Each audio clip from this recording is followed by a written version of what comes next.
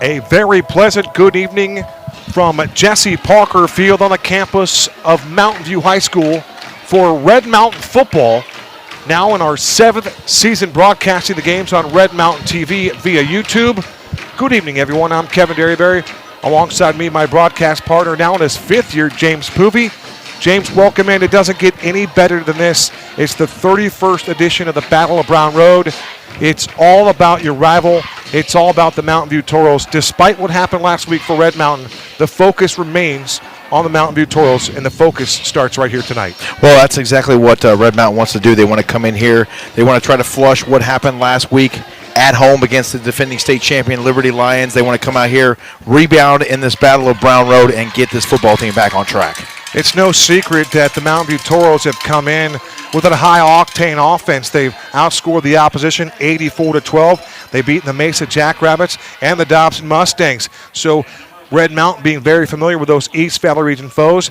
New regions now for everybody, but when you look at the performance for Mountain View and their quarterback, they're getting outstanding play from their quarterback, and it starts with their junior, Willie Roberts. Willie Roberts is now the guy. Brandon Nieto has moved on now. He graduated. It's Willie Roberts' job, and he's throwing this football, and he's throwing it very well.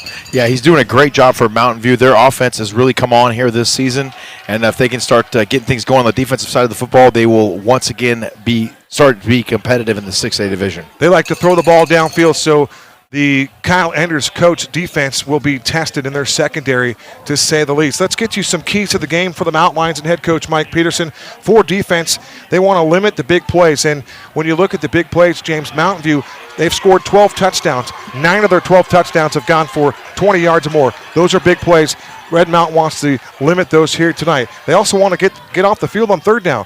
Last week they had a chance to get off the field on third down, but Liberty went for it so much on fourth down, they couldn't get off the field on third down or fourth down.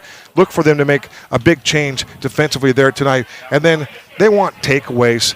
When you can force turnovers in any kind of football game, you have a chance to win. They want extra possessions tonight.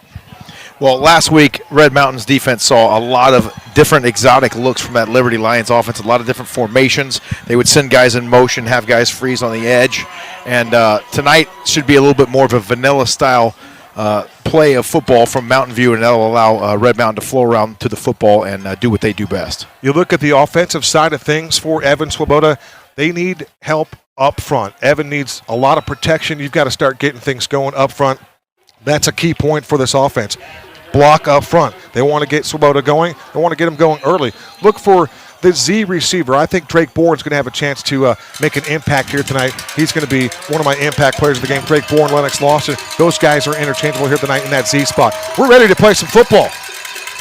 We are underway from Jesse Parker Field and taking it inside his own 5-yard line and bursting through that wedge across the 20 out to the 25-yard line. That is Red Mountain on the return. Looked like 21 on the return. That is Cooper Beecher. Beecher, the younger brother of Jackson Beecher, who, it should be noted, Jackson Beecher was the Great American Football Player of the Game in last year's game against the Mountain View Toros.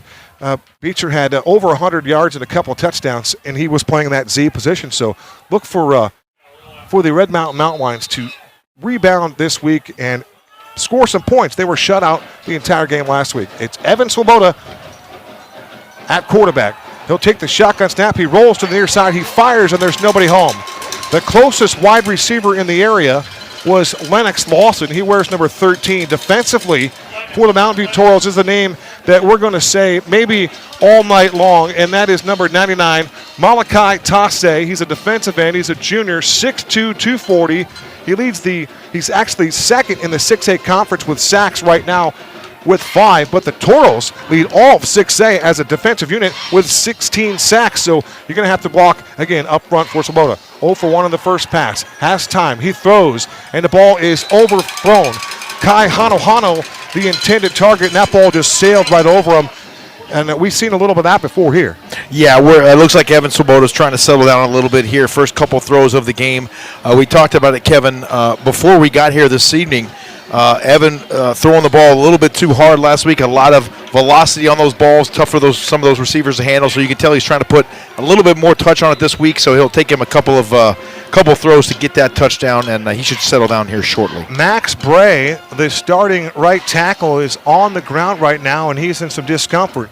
Bray, 6'4", 275, is going to take a seat, and the Red Mountain Mountain Lions will have to take an injury timeout here. Yeah. James, you look back at Tasse. Just last week, he had 9 tackles and a sack. Or I beg your pardon, just in that game against Red Mountain last year, he had 9 tackles and a sack. Last week, yeah, he did. He had 9 tackles and 2 sacks last week. So this kid, Malachi Tasse, is big play on the defensive edge. Well, Tasse is a big reason why the Mountain View Toros are coming on defense as well, especially up front with that front four. They're able to get pressure on the quarterback, and Red Mountain's offensive line is going to have to do a great job firing off the football. We talked about that a little bit earlier, too, before the game tonight. Red Mountain's offensive line has got to fire off tonight. They played a lot of catch last week, in my opinion, waiting for that defensive line of Liberty to kind of come to them. They got to fire off the football and be the aggressor tonight against this Mountain View Toros defensive line. Well stated. I agree with you 100% as they continue to administer first aid to Max Bray as he's trying to get himself back up onto his feet. Quick note, last week's shutout against Liberty, that was the first time the Mountain Lions had been shut out since Hamilton back in 2010. They lost 37-0 in that ball game. But I did a little research. Red Mountain's first program shutout ever came 7 years after the program started under Mr. Jones. And I wanted to say that the first shutout came for Red Mountain against Saguaro back in 1992. They won 27-0. Later on that year, Red Mountain defeated Chaparral 34-0. We'll pick that up here in a moment. Swoboda with an empty set. He's got 2 wide receivers to the near side. Takes the shotgun snap, and now we get a penalty marker on the field here. Jim Jones was the head coach for the Mountain Lions. In his first 7 years, they could not register a shutout. So they got their first 2 in 1992. Red Mountain has 26 career shutouts in the program's history. On the other side of the coin, the Mountain Lions have been shut out 24 times in 368 games. It just doesn't happen. That was the rarity that we ran into last week. So for Evan Swoboda, no pressure. Just you want to get the ball in the end zone. That's it. No pressure at all. And this offense will get back on track. Obviously, lost a lot of players that graduated last year off of that state runner-up team out at Sun Devil Stadium. And so they're in the process of rebuilding that offensive line. Obviously, we have a new offensive line, Coach Rooks, joining us this season. So everything's trying to get dialed in up front there for the Red Mountain Lions. We are trying to get you our officiating crew here. We'll get you that momentarily. They run it for the first time tonight and making a move, getting through the first wave of tacklers and then getting swarmed onto the football was Josiah Villanueva. Villanueva was tackled by Isaac Farnsworth. For Farnsworth, he continues to have a very nice start for his season. For Micah Fell. Micah Fell, the head coach for Mountain View now in his 5th season. Farnsworth now with his 13th tackle of the season as Luke Evans comes on. And now we have an altercation here behind the play. Parker McClure was getting into it with the Toros' Nathaniel Dismuke. And there will be no love lost here tonight. It's the Battle of Brown Road. These two teams just don't like each other, for really a lack of better term. It's nothing personal, or is it all personal? I think it's all personal here, especially in the Mesa Public School District, Kevin. Battle of Brown Road, it's been a great rivalry just in the short time I've been involved in it, and it continues here tonight. These guys love going after each other. Here comes Willie Roberts, the starting quarterback for the Mountain View Toros. Roberts, 5'11", 190, a junior. It's his time now. We mentioned on the outset of the broadcast he waited his time for Nieto. First tackle of the game by Cole Loria, last week's Lions Den Player of the Week. Loria, his 13th tackle of the season. Roberts to the air, and his first pass is caught right at the 50-yard line. Tanner Johnson, the reception. Johnson, his 9th catch of the year. He went 3 balls for 107 last week in that win for the Toros as they dismantled the Dobson Mustangs. Skylar Edmonds with his first tackle of the night here for Red Mountain. Lots of mountains in this one. But Skylar Edmonds, he has walked to the top of the mountain and he's standing at the top right now looking down the way his defensive play has been this year. Power formation here for Mountain View. They want to run it, and they do run it. And they run it to the left side behind that left guard. A little power on that time. It's Reese Marziel. Marziel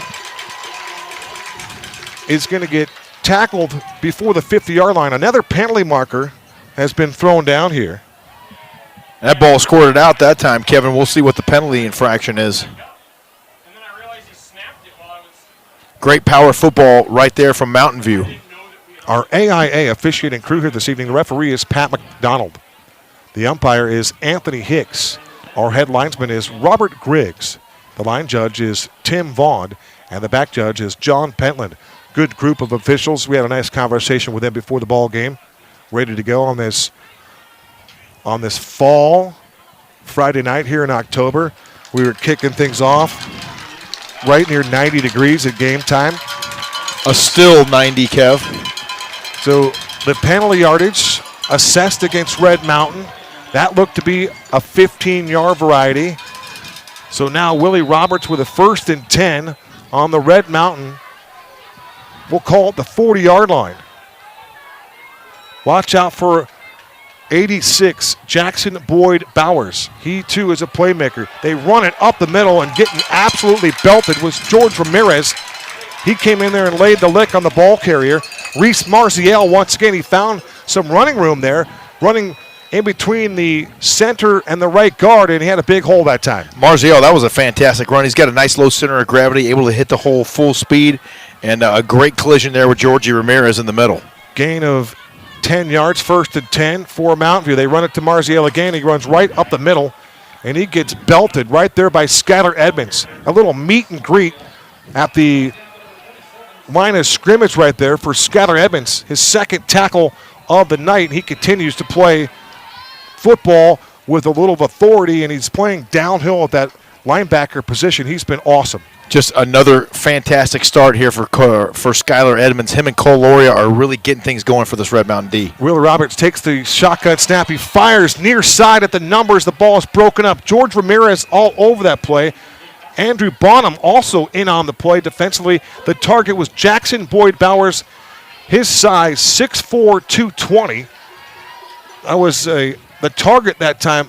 Jackson Boyd Bowers, just a sophomore, James. This kid is a specimen. Yeah, he's a big kid. We were down there on the field before the game tonight, and he has quite a bit of size, and he's got the definitely the body for a next-level tight end. Remus lines up to the left side. The ball is thrown over the middle. Ball's caught by Remus. He'll take it inside the red zone to the 15-yard line, and he got stuck right there. Jared Butler laying him out at the 15-yard line. First catch of the game for Nico Remus. It should be noted for Remus, the last time he got together against this Red Mount defense, he lit him up for 4 catches, 139 yards, and 2 touchdowns in that loss for Mountain View. Red Mountains won 3 straight games in the Battle of Brown Road here. As Willie Roberts moving left to right as the Toros wearing their patented red and blue.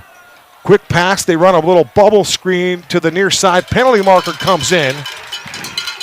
Ethan Peterson on the defensive play, and it was Jade Espinoza on the receiving end of that one. For Espinoza, James, 5'7", 140. We talk about Michael Mallory and his size. This kid's in the same size category as Mr. Mallory. Yeah, pretty close to the same size are both those guys for sure.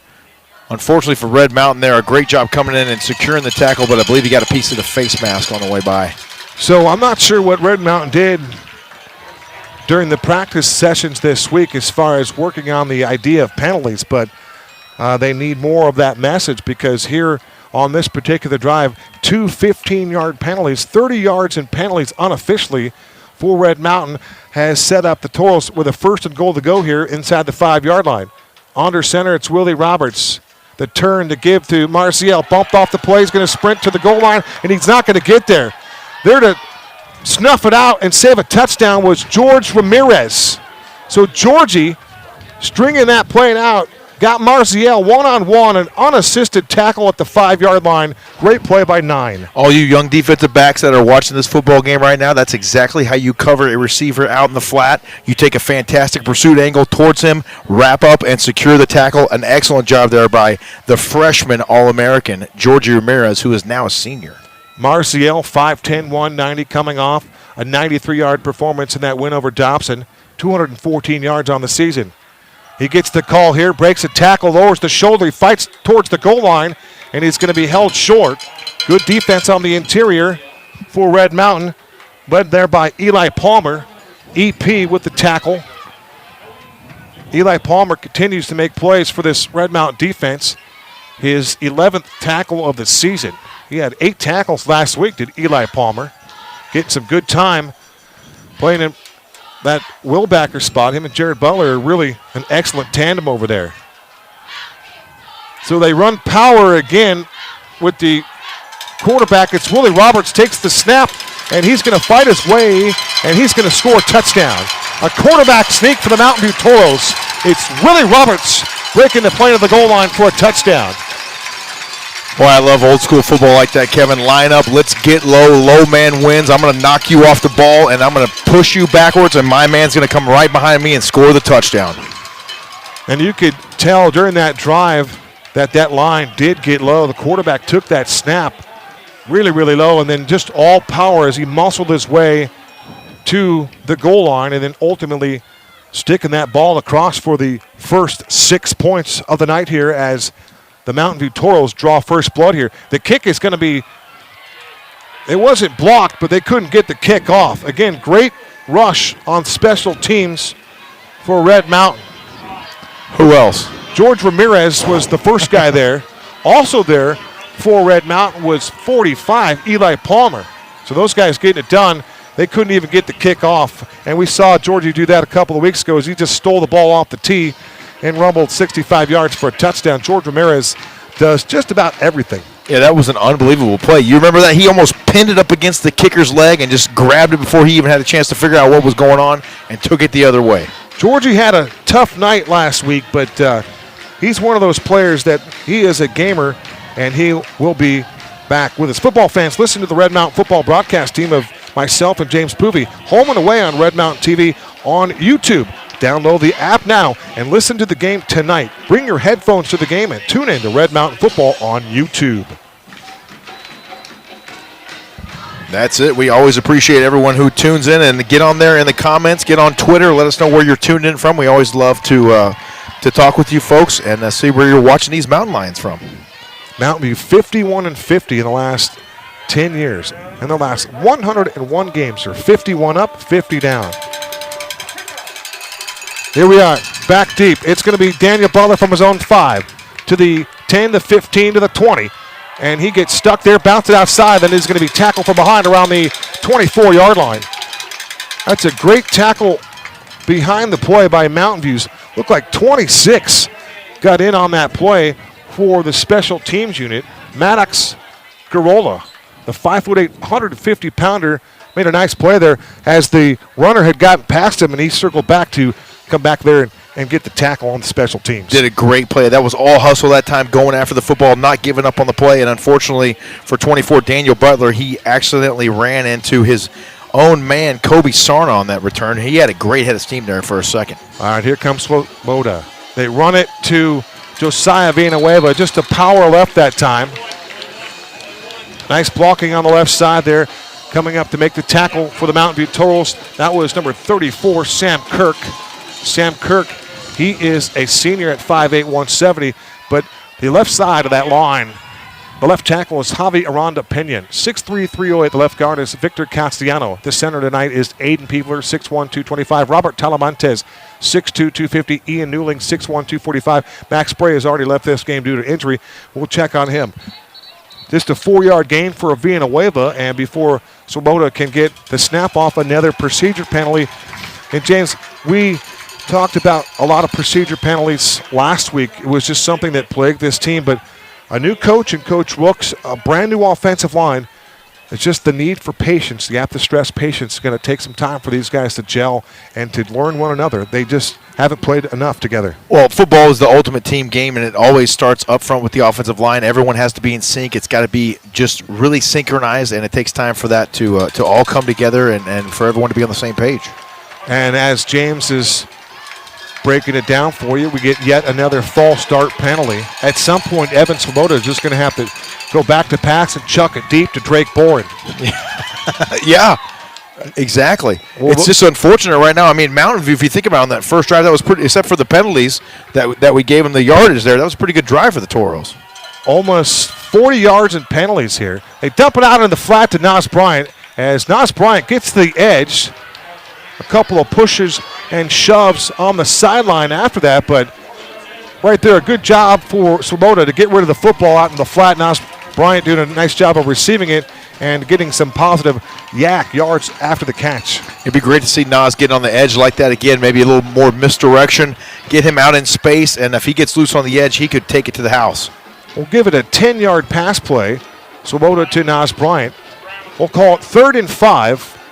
From the 29-yard line. Swoboda, shotgun snap right at his belly. Throws over the middle of the ball. It's caught right at the line to gain. Making the reception was the tight end, Gage Skidmore. And for Skids, he is a big-time target. That was a polished route, and the delivery of the football was right on the money.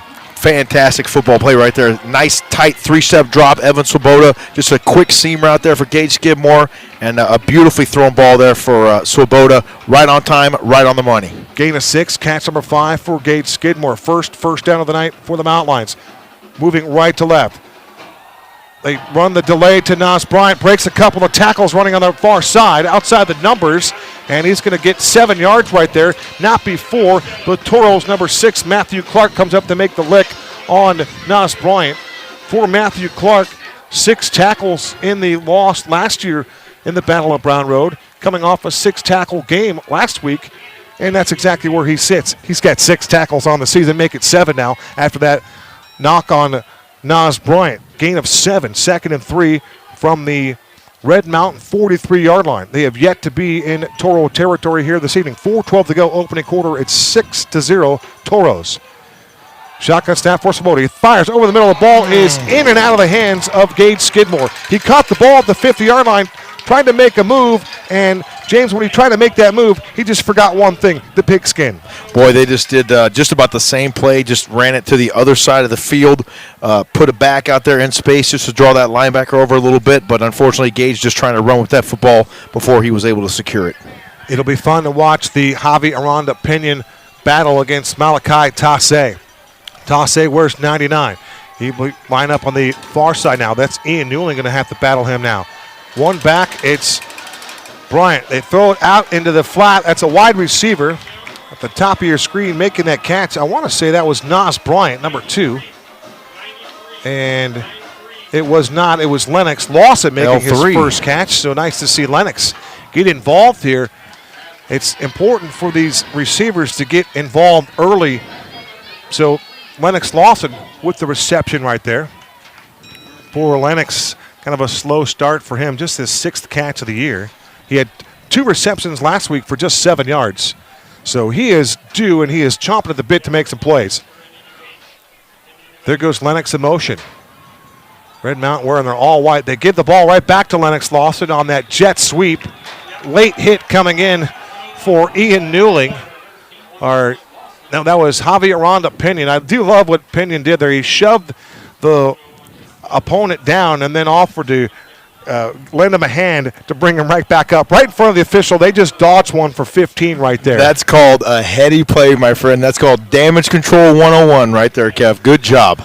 Anthony Carrington lines up to the near side right at the hash marks. 2 wide receivers to the far side. Swoboda with Nos Bryant right behind him. Shotgun snap. It's a play fake. They throw again to the outside, making the catch and then trying to go down the sideline was the wide receiver. That's George Ramirez making the reception that time, and he ran right into number 34. That is Sam Kirk making a couple plays there out of that linebacker spot. Sam Kirk's 2nd tackle here of the ball game. Yeah, this Toros defense is playing good right now. That one play a few minutes ago right there on the edge where Nas Bryant was about to get loose, a great job of gang tackling there because Nas was about to take it to the house. 3rd and 4 from the 47-yard line for the first time this evening. Red Mountain in Toro territory. Snap for Swoboda. He runs a play to the far side, and someone lost the hat on it. The ball was caught, and it looks like Ramirez made the reception. Talon P made that tackle. The defensive lineman came up there 2 minutes ago. Another heady play right there. In the opening quarter here. So Mike Peterson will send out Luke Evans and the punt team. So the offense continues to struggle here. Back deep and receiving this punt is 23, Jade Espinoza. It's a good punt by Evans. He's going to let this one go over his head. It takes a Red Mountain bounce, and there to field it is the Mountain Lions. Gannon Lyles on special teams, hustling down there in that gunner position. He'll touch it down at we'll call it the 12-yard line, and that's where Mountain View will go back to work. Already up 6-0 with 1:39 to go in this first quarter. A fantastic punt that time from Luke Evans. A great high spiraling kick. Stayed up there for quite a minute, and when it hit, it just died, and right there with it was Gannon Lyles. Beautiful play. You know, they get those soccer players, you can kick the ball. You've got skill to kick that round ball. It's a little bit of a different act, obviously, when you get to football, but give them some time, and they'll figure it out. You can kick the ball, you can kick a ball, and Luke Evans can kick a ball. So it's Willie Roberts back to work again. Takes the pistol formation snap, breaking a tackle and slipping through there was Reese Marziel. Gets spun down by Skylar Edmonds, the 3rd tackle of the night for 2-7. He continues to play outstanding football, does Skylar Edmonds, coming out of that Sam backer spot.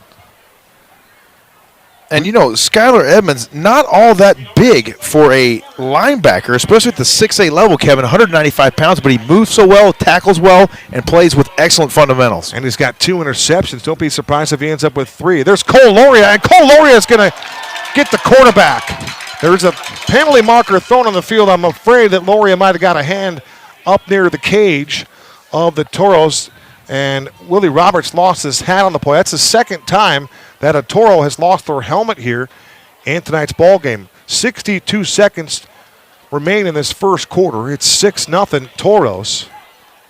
Again, Red Mountain has won 3 consecutive games in the Battle of Brown Road.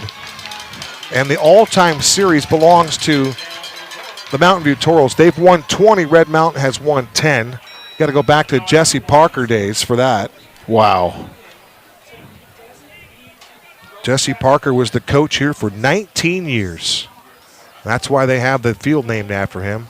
Many, many state championships during his tenure. So Roberts now with some instruction to Reese Marziel. Marziel's folks were out glad-handing and palm pressing before tonight's game, campaigning for Donald Trump. Out to Jade Espinoza. Espinoza makes one-man miss. He spun around towards the line to gain. Up there to make the tackle was Skylar Edmonds, tackle number 4 here tonight. And Mountain View's close to a first down. Clock rolls inside 40 seconds to go. Ball is spotted on the 32-yard line. Empty set for Roberts. Going for the deep ball. Down the middle of the field, the ball's incomplete. He was throwing into double coverage looking for Remus.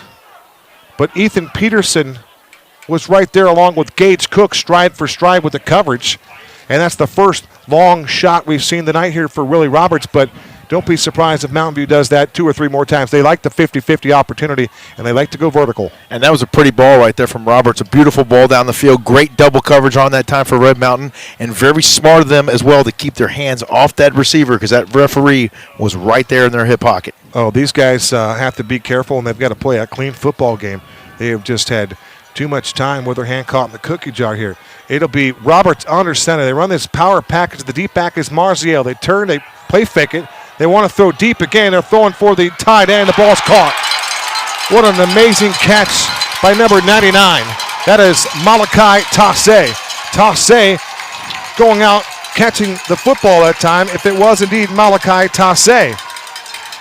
How many 240-pound receivers you ever seen lay out and catch a football like that, Kevin? That was one hell of a catch. Penalty marker on the play. Got to be honest with you, a little bit stunned that Tassé was the guy on the route there.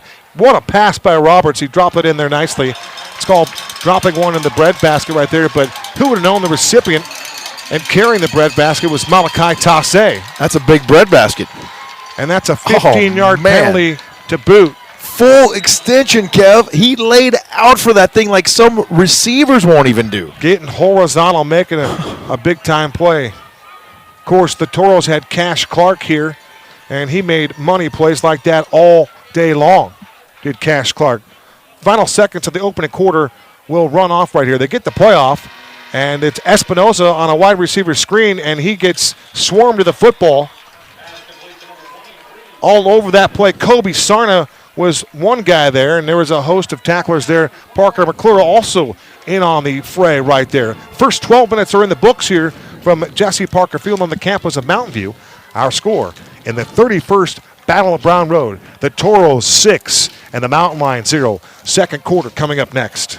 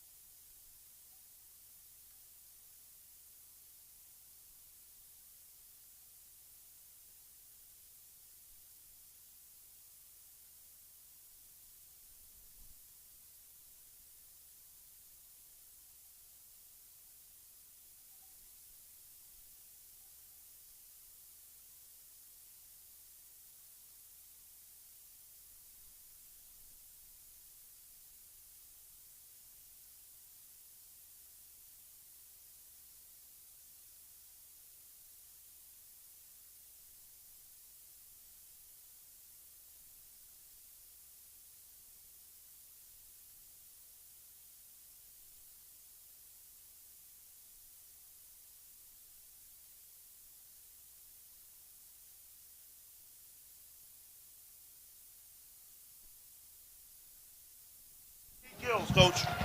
We welcome you back inside the press box from Mountain View High School. Kevin Derryberry alongside James Poovey. It's 6-0 Toros. Now moving right to left is Willie Roberts, the quarterback for Mountain View. 2nd and 9 from the Mountain Line 42-yard line. There goes Espinoza in motion. 4 wide receivers now for Roberts. Coming back this way is Espinoza. They run it to Marziel. Marziel gets into that second level there, and he gets tackled right there. Eli Palmer there to make the tackle, along with Kobe Sarna.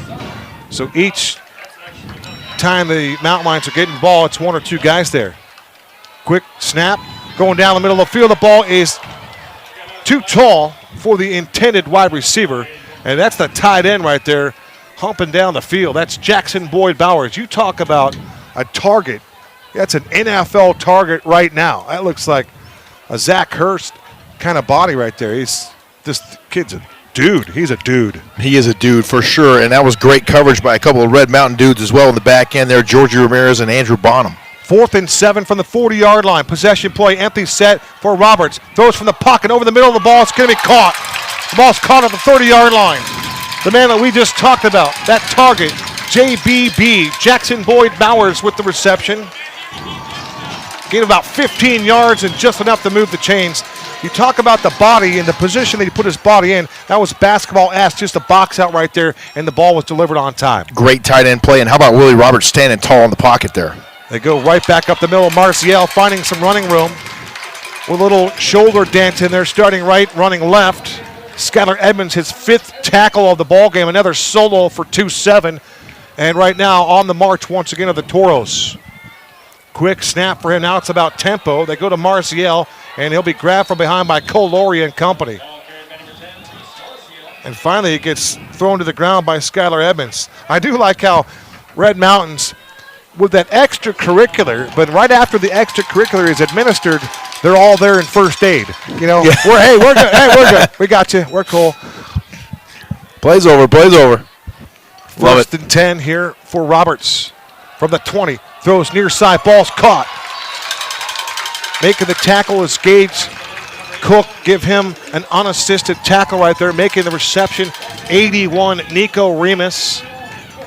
Remus making the catch right there, and for Willie Roberts and the Toros, they'll move the chains once again. 10:32 to go. Red Mountain looks to take a timeout here. They want to talk things over as the Toros are threatening here again. 1st and goal to go. The ball's on the 10-yard line, James. Yeah, the defense is going to have to stiffen right here for Red Mountain. They've doing a good job tackling, but they're letting the big plays go. And right now, Mountain View is doing a great job running the ball up the middle. They're finding holes, and their offensive line is getting off the football, and you can tell. The Toros were 6-6 last season, James. They got into the postseason, and they had a first-round matchup with the Liberty Lions. Did go well for Mountain View, but who would have thunk then in that first-round game that Liberty would win 4 in a row and win the state championship? That's what happened. That's right. Head coach Mike Fell, now in his 5th year. He coached in the great state of Ohio for a long time, and he's been here for 5 years. Mike Fell succeeded Chad DeGrenier. Coach DeGrenier now is the head coach at one of the top teams in the 4A conference with Ty Thompson and the Mesquite Wildcats. We understand another game was called off tonight due to COVID-19. The Paradise Valley game. Head coach Greg Davis and the Trojans had their game canceled here tonight. And we know Combs has a couple of games. They've been canceled as well. So here we go, back to work. 1st and goal from the 10. Roberts wants to run it. Makes a move into the 5-yard line. As he lowers the headgear on his way into the end zone, he's going to be stopped short. We'll stop him at the 2-yard line. And I don't see any infractions this time. So a clean play. That doesn't happen very often here. 10:13 to go till halftime. It's 6-0 Toros, and they have the ball on the 2-yard line, faced with a 2nd and goal to go here. Well, the offensive guard, I believe it was, on the right-hand side there for Mountain View, was riding the defensive tackle and holding him like Seabiscuit, but that's okay. The referee didn't see it. Talon P is in that backfield. The turn to give the Marziel, fights through the defense, and he's going to try to stretch out the football. He does. He breaks the point of the goal line. That's a touchdown for Reese Marziel. For Marziel, his 4th touchdown of the season, and Marziel comes up with that I'm eating, everybody's eating, and What are these guys been watching the Atlanta Braves all week? Oh, I like the Zeke. I know you love that. I like the Zeke I'm eating bit, but when I see the Braves doing it all week, it's starting to get on me a little bit here. And yes, I do look at things. I always look at my watch every week, Kev, and say, how long until we get to the Dodger Blues? 34 minutes tonight. Hey, we're in a pennant race. That's right. I thought they were. 12-0 after the touchdown by Marziel. They want to go for 2 here. Now we get another whistle. Is it just me, or is it a little dark down on that end of the field there, Kev? Well, when that happens, when we get all these whistles, we like to play that sound bite. That's fine. That's fine. That's fine. That's okay. Cue that up, Kev. It really isn't fine, but that's all right.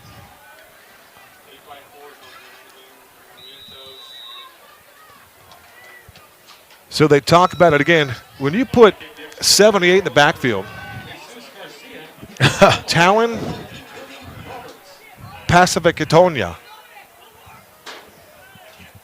So now they're going to try to kick it this time.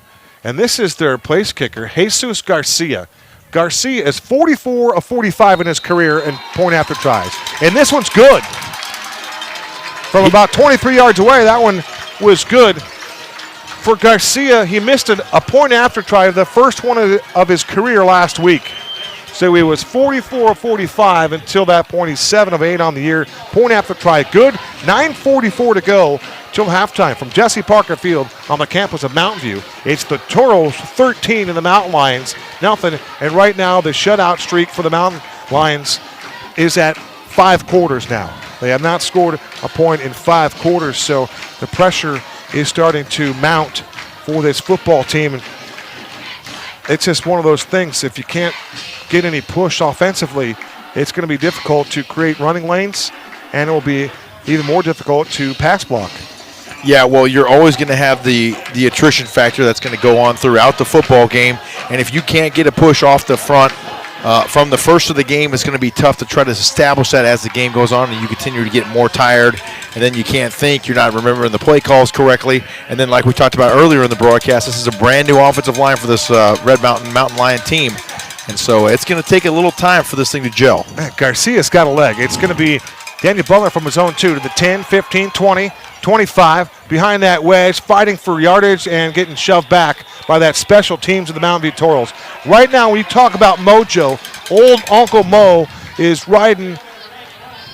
actually driving this vehicle, and Uncle Mo's cousin's riding shotgun here. That's what's going on. The Toros are in command of this one here early on here. Still 9:35 to go in the second frame. Yeah, they're pumped up, Kevin. I don't know if you saw that little clean-out block right there about the 25-yard line just now, but Mountain View, they're on fire right now. They're starting to feel it. Here comes Evan Swoboda joining him in the backfield. It's going to be Nas Bryant. 3 wide receivers now for Red Mountain. Drake Bourne lined up to the near side. Good chance to go deep with Drake Bourne right here. They instead run a little delay to Nas Bryant, and Nas Bryant's going to get about 3 yards right up the middle. Runs right into 48, Isaac Farnsworth. For Farnsworth, his second tackle of the night, his 14th tackle of the season. As the clock rolls, 9:20 to go. Till halftime, it's 13-0 Toros.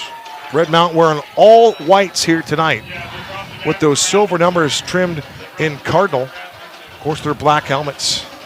Swoboda again with Bryant behind him. 2 wide receivers to the far side. Gage Skidmore in on its ball game. On the rollout, it's Swoboda. Pass a little bit low for Carrington. He makes the catch just above the turf, and that catch is going to be good, and that's going to be a first down. The second first down of the night here for Red Mountain comes with the 8:55 mark of the second quarter. But Swoboda on the move that time. Pretty good throw there and a nice catch there by AC. He really protected that football. A great catch there by Anthony Carrington. A great job coming back to the football just enough to get your hands underneath it just before it hit the ground. A great job on receiving for Anthony Carrington that time. 6th catch of the year for AC Anthony Carrington. One-on-one coverage to Bourne if they want to go this route. Play fake. They run it to Bryant. Bryant with that little jump cut down the sideline, 40-yard line, and he's going to finally be shoved out of bounds right there. Nice patience there by Nas Bryant. And that little jump cut around the 50-yard line got him to the edge, and down that sideline he went. Nice gain there by Nas Bryant. A great job that time by the Red Mountain offense. A great run by Nas Bryant. A great seal on the left side there as well by Javi Aranda Pinion, just cleaning out and keeping the edge on that defensive end there for Mountain View and allowing Nas Bryant to get to the edge and hit the gas. Clock stopped at 8:23 to go. Gain of 20 for Nas Bryant. Longest run of the season for Nas Bryant. That's Villanueva behind him. He gets the call. Sweeping to the near side. Turns it upfield right there at the hash marks. And that's a nice bit of running there by Josiah Villanueva. Finally upended there by the Toros, number 5.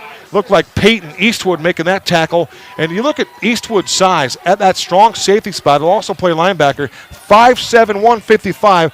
These guys are small in stature, but they're playing big on the field. Yeah, and they'll come up and hit you. They're not afraid to hit. They know how to wrap up. They're doing great job tackling. I can only assume that Coach Mike Fell has these guys in tackling drills for most of the week because they're very sure tacklers here for the Toros. Lennox Lawson, Anthony Karen stacked up to the far side. There goes Lennox Lawson in motion. They fake it to him. They run a delay to Josiah Villanueva behind his blockers. Tries to get to that second level, and they're going to take his feet out. Coming up to make the tackle, it looked like Cade Wissant. And Peyton Eastwood also defensively there. 5 back-to-back tackles there.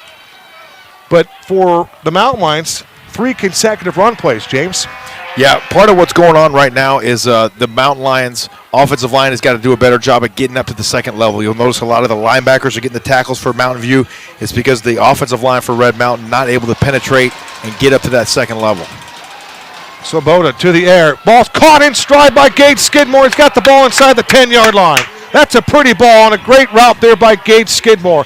And for my money, Gage Skidmore needs to be on the field as much as he can. He is a playmaker. Yes, indeed. He is just as big, just as talented as those guys on the other side of the football. And you saw him that time grab the football, lower his headgear, and try to pick up extra yards. A fantastic reception there for Skidmore. Unofficially, a gain of 23 yards. His second catch of the ball game. Carrington splits to the far side.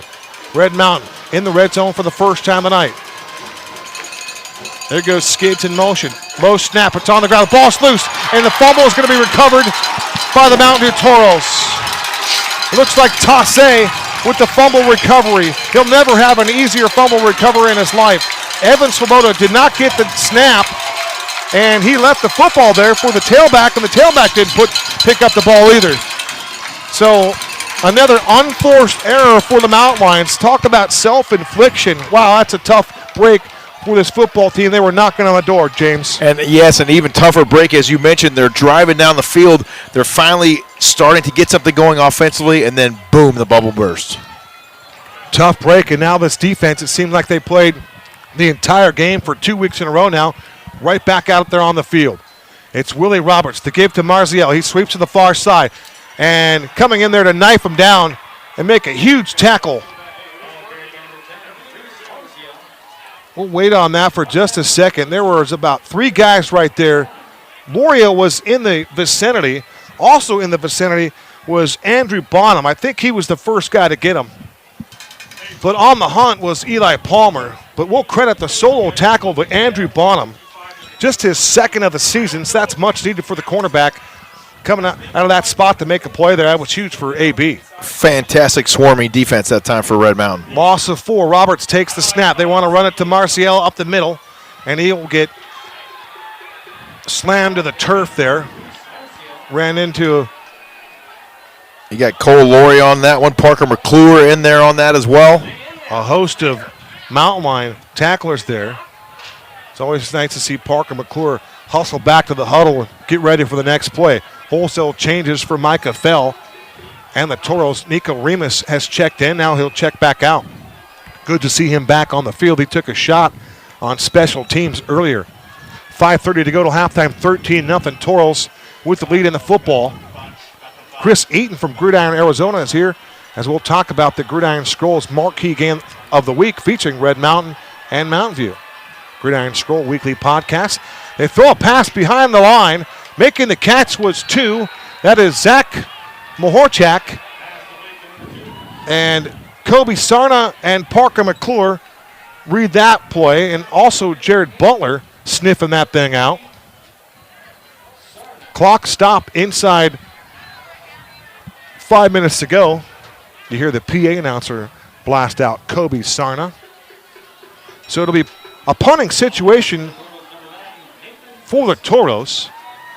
So here comes Nathan Dismuke, he's the punter, 33.5-yard average last week.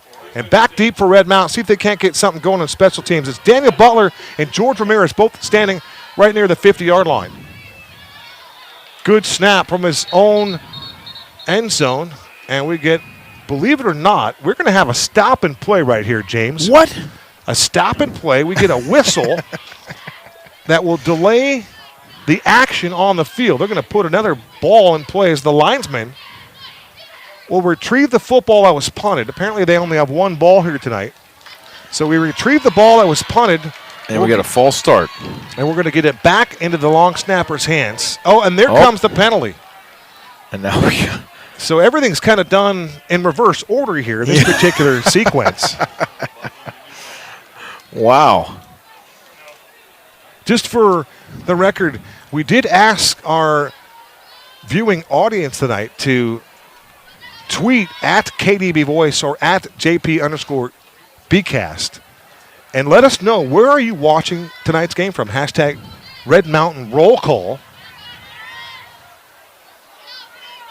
I don't need any more updates on the baseball game. I'm good there. Thank you so much. Last time we checked, it was Chandler 21-0 in the first quarter.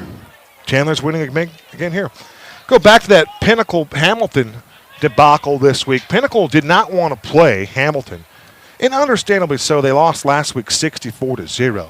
Oh. But an opportunity to play another game on your schedule, to play Hamilton, who's 25th in the country.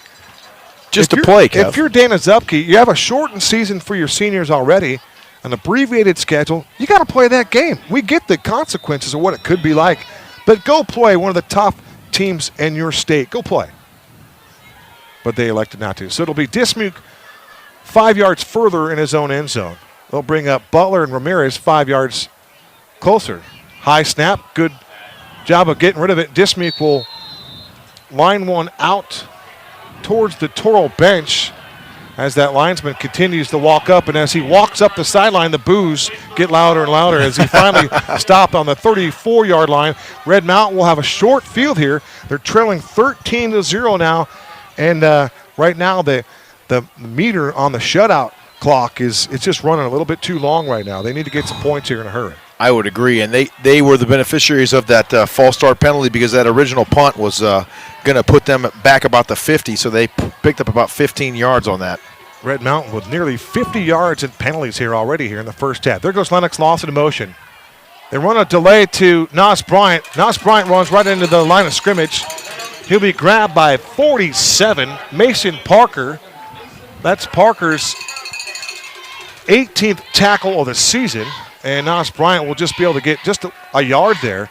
Not much push off that right side there. Running behind Talamontes and Ian Newling. And sometimes Max Bray. We haven't seen Bray come back in since he left early in that first quarter. Carrington lines up to the far hash marks. Two receivers stacked up to the near side. There goes Nas Bryant in motion. Empty set now for Swoboda. Shotgun snap. Fires a pass complete to the near side by Nas Bryant. Nas Bryant's going to get a yard, maybe two, and he's going to be stuffed right there. All over that play. 33. Ethan Caldwell, his 20th tackle of the season, and Mason Parker right there, right next to him, getting it done defensively for the Toros here. Red Mountain's got no answer offensively right now. Well, you got to give credit to Mountain View's defense right now, Kevin. They're not waiting. They're not hesitating. They're coming up. They're hitting you in the mouth before you even have a chance to react. And they're playing great football right now. That's why they're up 13-0. Swoboda faced with a 3rd and 9 from the Toro 33-yard line. Looking for Bourne potentially. Going up top. Home run ball. Far sideline. The ball is caught for a touchdown. Anthony Carrington, his first varsity touchdown reception from Evan Swoboda. 33-yard scoring pass play. What a throw there by Swoboda. And Red Mountain's on the scoreboard here at the 3:02 mark of the second quarter. Great job on the left side there by Pinion and Castellano. And they held off that defensive line for Mountain View just long enough. Evan Swoboda, a beautiful pass, a rainbow right into the waiting arms of Carrington for the 6-point touchdown. Excellent job. I credit Josh Barge, the offensive coordinator, making the call. The execution was there, but they took a chance, and they went down the field, and they got the answer they were looking for, a touchdown reception. Anthony Carrington, how about that?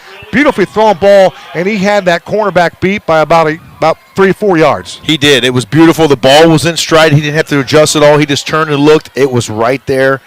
A gorgeous play. Good snap, a good Kai Hanohano hold, and Luke Evans buries the 1-point try. 3:02 to go. It's 13-7 Mountain View, and now there's a little mojo, a little pick-me-up on the far sideline here for Red Mountain, James. Yeah, 13-7 ball game now. We're back in this thing, and you can feel the intensity picking up even from across the field here. So now this Mountain Line team awake, and we'll see if we can't get another crack at it here before the end of the first half. James, we are in the third game of the season, and that's just touchdown pass number 2 for Evan Swoboda. Wow. That's what happens when you don't score the previous week. Special thank you to all the operations folks here at Mountain View. Very classy here this evening. This is the place where Red Mountain was supposed to play Queen Creek, but the Toros didn't want Red Mountain playing a playoff game here. That's bobbled there by Espinoza. Big hole up the middle, and he's finally going to be tackled at the 30-yard line. It looked like Michael Mallory among folks down there in that special teams category. Also there for Red Mountain, mixing things up, was Trey Heath, number 40, 5'11", 193, picking up his second special teams tackle. Listen to the Lions Den podcast with head coach Mike Peterson each week with show host Kevin Derryberry. Enjoy conversation with Coach Peterson about tonight's game against the Mountain View Toros, Chalk Talk, the Lions Den Varsity Player of the Week, and a whole lot more on the Lions Den. The Lions Den podcast every week with head coach Mike Peterson. 13-7 our score. Here comes Willie Roberts. Empty set, rolls to the far side, throws down the field. The ball is going to be caught inside Mountain Line territory around the 45-yard line. Maybe a push-off there, but again, excellent position with the body. That looks like a Sunday body right now. That's JBB, Jackson Boyd Bowers, Red Mountain, with 2 big plays. They've gone about 60 yards in 2 plays right there. That was Tanner Johnson on the receiving end of that one as Willie Roberts starts to heat up now. He's got Marziel joining him on the left. He runs right up the middle, right down the middle of the field of the Hash Sparks. And that is Parker McClure in there with the stick. And getting some significant playing time right now in the middle is Tyler Cade Brown. TKB, Tyler Cade Brown, that defensive line position. Inside 2 minutes ago, it's 13-7 Toros as they're now on the move again. Now we get a penalty marker. Good thing that Willie Roberts got the whistle blown because coming in a hurry was Eli Palmer. Palmer was sniffing out the quarterback. Another penalty assessed to Red Mountain here. Just shooting themselves in the foot here this evening. A shout out to former OC, the real Andro, Chris Andriatis, who is going to be here at Mountain View tonight, but we'll see him at Red Mountain High School next week as the Mountain Lions play host to Jeremy Halfcock and the Jaguars from Desert Ridge. Roberts back to throw from the pocket, throws near side, and the ball's overthrown. He tried to go for Remus again, and that time the ball was just not catchable that time. So it'll bring up a third down here. This is one thing that Coach Enders and his defense desperately want to do here is they want to get off the field. We saw Red Mountain move the football for the first time in 5 quarters last series, but they need to get this defense off the field again. It's Roberts on the zone read, and he keeping himself, and he gets stuck in the backfield. Jared Butler all over that play. For Jared Butler, 13 tackles last week. Kobe Sarna also mixing things up as Butler and Sarna met at the quarterback. A little QB sandwich right there. Minute 11 to go. Roberts with 3 wide receivers to the wide side. Now we get movement up front, and it looks like Red Mountain might have jumped. Good fan attendance here for both teams in this Battle of Brown Road. Of course, they're just right down the street from one another. Both the Toro fan base is here. They're spread out, socially distanced, much like the Mountain Lions are on the far side. But the student body, some of them are masked up, but they are right on top of each other, just like old times. Yeah. This is like a few masks down there I see, but other than that, it's a typical student section. They run it to Espinoza as he tries to slip the first defender. Falling down, he'll finally get tackled as Cole Loria is upset down there trying to talk to the line judge. Parker McClure in on that tackle. Over 150 career tackles now for McClure. Play fake. Roberts to the end zone. He's got a target, and the ball is going to be incomplete. Ooh. Trying to make a one-handed circus catch was Jackson Boyd Bowers. Last week, Bowers against Dobson, 6 receptions, 97 yards, and 3 touchdowns. Good coverage there by Ryan Grossklaus.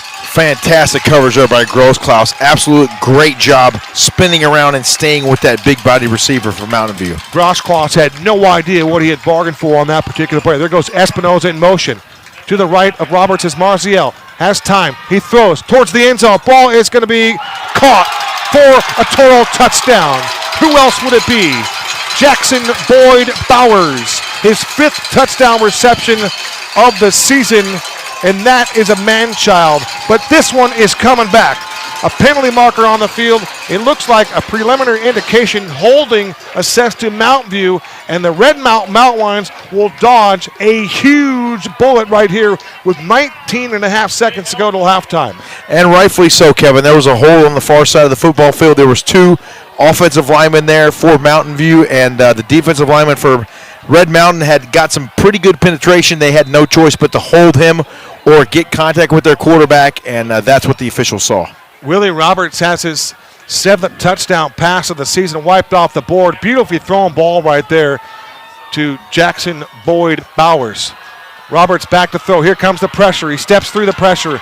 Wants to throw on the run. He fires down the middle. Through the ball's caught inside the red zone.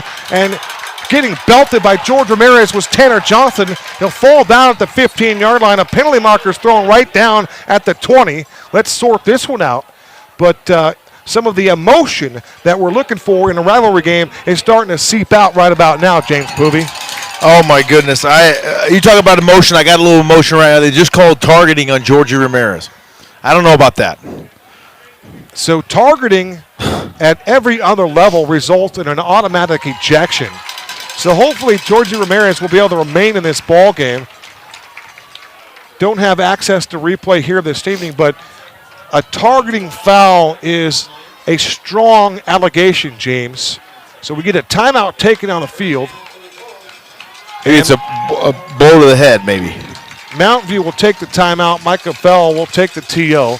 9.4 seconds remain till halftime. It's 13-7 Toros. Red Mountain had been shut out in 5 consecutive quarters before they finally scored inside the 6-minute mark of the second quarter. A touchdown pass to Anthony Carrington from Evan Swoboda. Good for 33 yards. Luke Evans tacked on the point after try, and that's how we are right now, 13-7. Next week, it's Desert Ridge. Ooh. And then play begins in the 6A Fiesta region. You saw what Queen Creek did to Williamsfield last week. There are no Friday nights off in the 6A Fiesta region.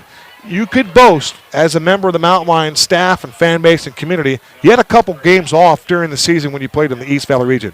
Those Friday nights off are no longer in existence for this program. No, it gets real next week. This is the last time you get to really tune up your football team, and then it is straight smash mouth next Friday night when the Jaguars come to Red Mountain High School. So Marziel has a touchdown for Mountain View.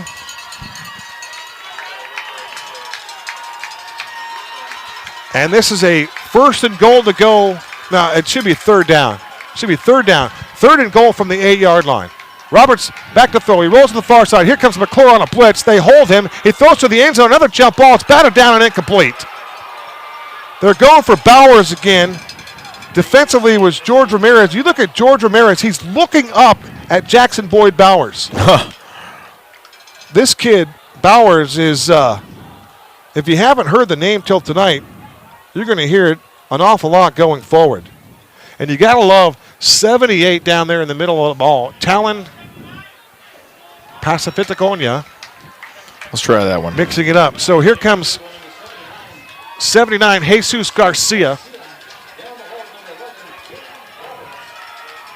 James Robbins is the holder.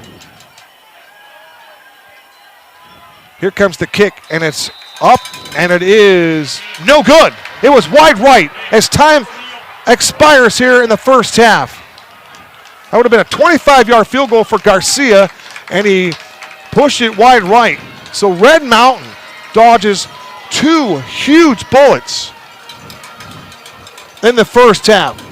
So the Toros get a touchdown erased, and then now they miss a field goal here as time expires. Oh my, fireworks here in the first half.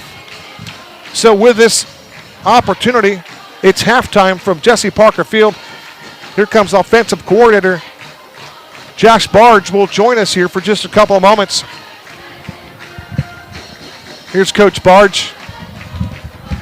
JB, we welcome you in on the broadcast here at halftime. First and foremost, it had to been nice to finally punch one in, but great play call, Swoboda to Anthony Carrington, 33-yard touchdown pass. That had to make you feel pretty good, Coach. Yeah, that was pretty nice. It's a young team, and we needed that, and that was a big confidence booster for Anthony and a huge confidence booster for the quarterback. But, it's one of those games now we're going into halftime, and we've only had 4 possessions in the first half, and we just got to come away with more than 7 points. It's clearly a dogfight here in this one. JB, what have you liked out of your offense here in the first half? Well, we've kind of committed a little bit to the run more than we have in the first few games, and we're running the ball a little bit harder. But right now we got to calm down a little bit and just run our plays. We know they're there.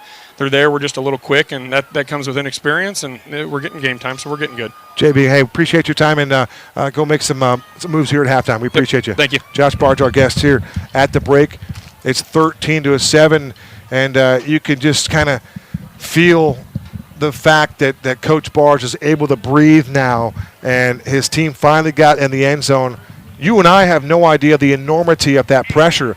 A team that scored 45 points a year right there a season ago couldn't get in the end zone for 5 quarters. That's unprecedented here at Red Mountain. These guys can move the football almost at will, but you have to really credit the defense and the game plan for Mountain View here tonight. Yeah, Mountain View is on the attack, especially on the defensive side of the football.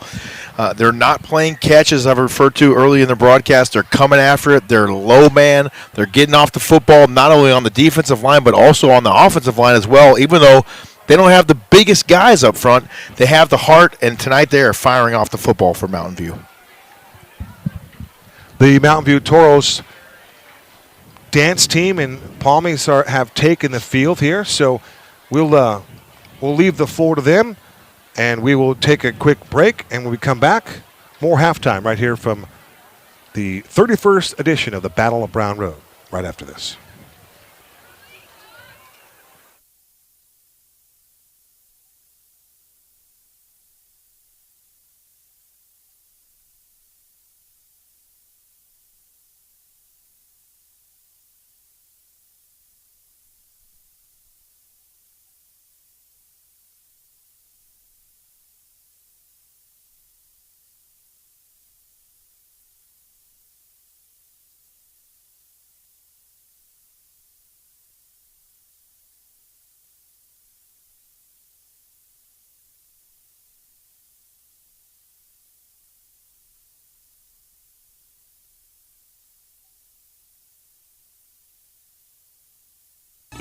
Join Kevin Derryberry, the K-Man, on the Lions Den Weekly Podcast as he talks Red Mountain football with our very own head coach, Mike Peterson.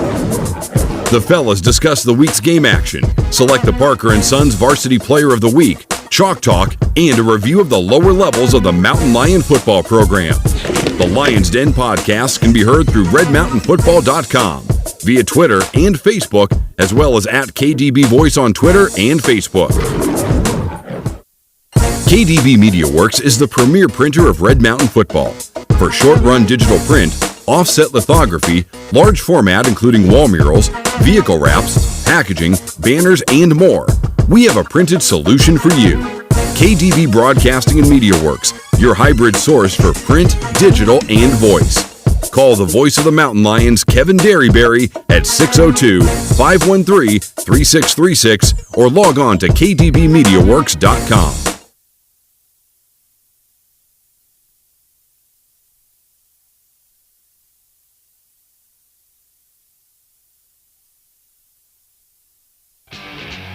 For serious apparel like t-shirts, hats, golf attire, or gear for your high school or club team, use the team the pros use.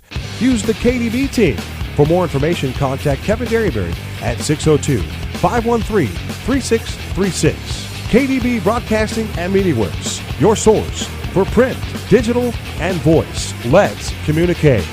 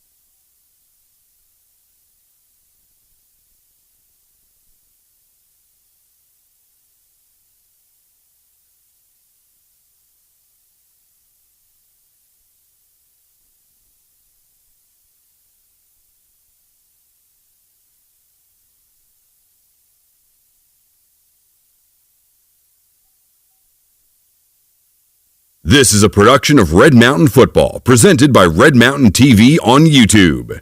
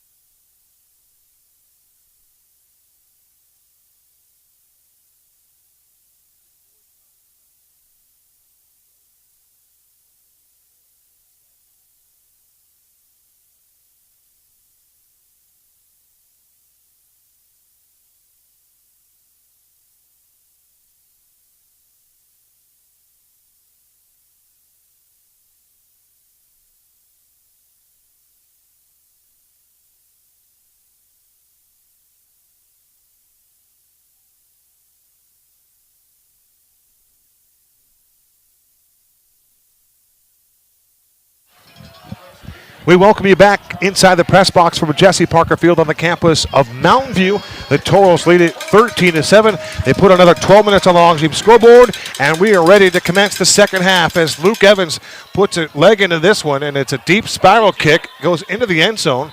They volleyball it around a little bit, and before they could take it out, Sam Kirk will make the catch, but then the referee will say, you can't take it out. That's a touchback, and by rule, the ball will be placed on the 20-yard line. And that's where Willie Roberts will go back to work his team up 13-7. And for Roberts, he had a strong first half, James. He did indeed, and so did Mountain View overall. Really, Kevin, great protection up front, allowing Roberts to get the ball on the edge, throw it down the middle a couple times to the big Jackson Boyd Bowers, the new star of Arizona high school football. We discovered him here tonight, Kevin. We did indeed. They run another screen play to the far sideline, making the catch from Roberts was the wide receiver, 17, Tanner Johnson, TJ. 3 catches, a $107 last week. Over 200 yards receiving on the campaign with 3 touchdowns. In fact, his 8 for 175 heading into tonight's game was 10th in the 6A conference. Willie Roberts, he's having a good start. He's 3rd in the 6A in passing with 429 yards heading into the night. Gain of 7. They run it to Marziel, and he is going to be stacked up and buried. Parker McClure with the comments and the words as Marziel flips the ball back to the official. He had something to say to Parker McClure, but I'm sure McClure was probably discussing whether or not he should email a Halloween invite or just want him to send one in via the mail. Since we can't trick or treat this year, I was just wondering. Snap to Espinosa. Fire drill for Espinosa. Turns the corner, up the sideline, and he finally gets tackled. He's going to be short of the sticks is Jade Espinosa. Eli Palmer was the closest one to force him out. Well, you look at Eli Palmer's size, JP, 6'2", 195. He's a dude. Eli Palmer is indeed a dude, but also a dude that play as well. Sending out another Halloween invite that time, Parker McClure. He's going to have quite the Halloween party over there. So Nathaniel Dismuke on to punt. Last time he tried to punt it out of his own end zone, he did so, but he shanked it. And Red Mountain was set up with their best field position of the night. So George Ramirez playing that middle back right around the 40-yard line, just to the left of the Toros emblazoned logo. The Toro logo goes from the 35 to the 35. So Daniel the Beast Butler back deep. He stands on his 40. It's a fake punt. They're throwing it down the middle of the field. The ball's going to be incomplete. No flags in the play. Mountain View gambled with the football on their own 28-yard line, and the gamble backfired. Credit Kyle Enders, the defensive coordinator for Red Mountain's defense. Disciplined defense. When you look at a team that had 10 penalties for 72 yards in the first half, and on the very first drive of the second half, they behave. They play a clean brand of football, and they get off the field with the football. Great job tightening the screws on defense there from defensive coordinator Kyle Enders, and they got out of that in a hurry. So Boat on a delay to Villanueva. Little shiftiness at the line of scrimmage. Tries to get back into that second level, and the entire pile will force him back into the far hash marks. Looked like the ball might have come out there. It was Parker that came away with the football. Mason Parker had the rock in his hands, so Villanueva might have gotten away with him, but he did get a 3-yard run. So 2nd and 7 from the Toro 25-yard line here, working left to right, trailing 13-7, 10:35 to go in this third quarter. First series of the second half for Sabota. Wants to go to the air. He fires a pass complete over the middle. The ball was potentially fumbled late. Let's see what the call is. Mason Parker again with the tackle. Parker had 12 tackles and a sack last week. And more flags on the field here at James Poovey. Yeah, unfortunately, Mountain View was thinking that the ball might have been turned over. They got a little too excited there and maybe said a few things that weren't quite right down there, and the officials took no umbrance to it. The Red Mountain Mountain Lions had 24 players receive postseason recognition back in 2019. You had the Region Offensive Player of the Year in your center in Cossack Cooley. Just outrageous that Cossack Cooley, an Air Force command, could win that award. The Offensive Player of the Year, Cossack Cooley. 13 all-region performers, 6 second-team all-region performers, and 4 honorable mention. That's Mike Peterson's team a year ago, 13-7 here inside the red zone. On the 10-yard line, it's Evan Swoboda. Behind him is Nas Bryant. Now we get more penalties up front. It'll be a procedured penalty assessed to Red Mountain. The one thing I can say about this crew from last week's crew, at least there's time to make those infractions. Last week they had just gotten the ball. They just got their hands down on the ground and they were calling penalties. At least tonight, they're letting them make the penalties 2 and 3 times over, it looks like. Yeah, and they seem to be pretty consistent as far as their calls go here tonight. Javi Aranda Pinion, the left tackle. There goes the man in motion. That's Gage Skidmore. Swoboda back to throw. He fires over the middle, and the ball is caught by George Ramirez. Decked immediately by 48 Isaac Farnsworth. For Farnsworth, his 15th tackle of the season, and a little dump over the middle. That was a quick pitch and a really quick catch from George Ramirez. Great haul there by Georgie. Guy does everything for this football team. So the ball is spotted at the 12-yard line. They'll call it a 2nd and 11 from the 12. The Mountain Lions can get a first down at the 1-yard line. There goes Skidmore in motion. 3 wide receivers now for Swoboda. Back to throw. He looks right, dumps it out into the flats by Bryant. Caught at the 15, makes a move at the 10, lowers his shoulder inside the 10-yard line. They'll mark him down around we'll call it the 6, maybe the 7-yard line, but Nas Bryant right there, lowering the shoulder pad there. He pulled a hit. That time, Nas Bryant delivered punishment. Yeah, that was a great job there by Nas. He tried to turn it back inside for a moment, saw there was nothing there, knew he had to lower his headgear, and did just that on 2 tacklers for the Toros. Mason Parker hot on 3 consecutive plays. Lennox Lawson rolls out to the far side of the field. This is a 3rd and 6. Again, Red Mountain can get a first down at the 1-yard line. Nas Bryant is out of the ball game. Josiah being away, but check that. Nas is now in. Nas gets it here. Jump cut to the right. Breaks a tackle. Continues to try to move that pile, and there's not going to be any real estate for him. Mason Parker leading the way for the Toros. Also in on that play for Mountain View was 34. Sam Kirk. He's had a nice ball game, James, but interesting play call right there. It looks like the Mountain Lions want to just settle and get 3 points here. Yeah, they're going to try to get out of this with a field goal. Not really sure what happened on that last one there. I would think they'd try to either fake it to the right, maybe get it on the edge out there to Lennox Lawson, but good snap, placement down, and the kick is wide left. So that kick wouldn't go. Luke Evans thought he made the kick. So did I.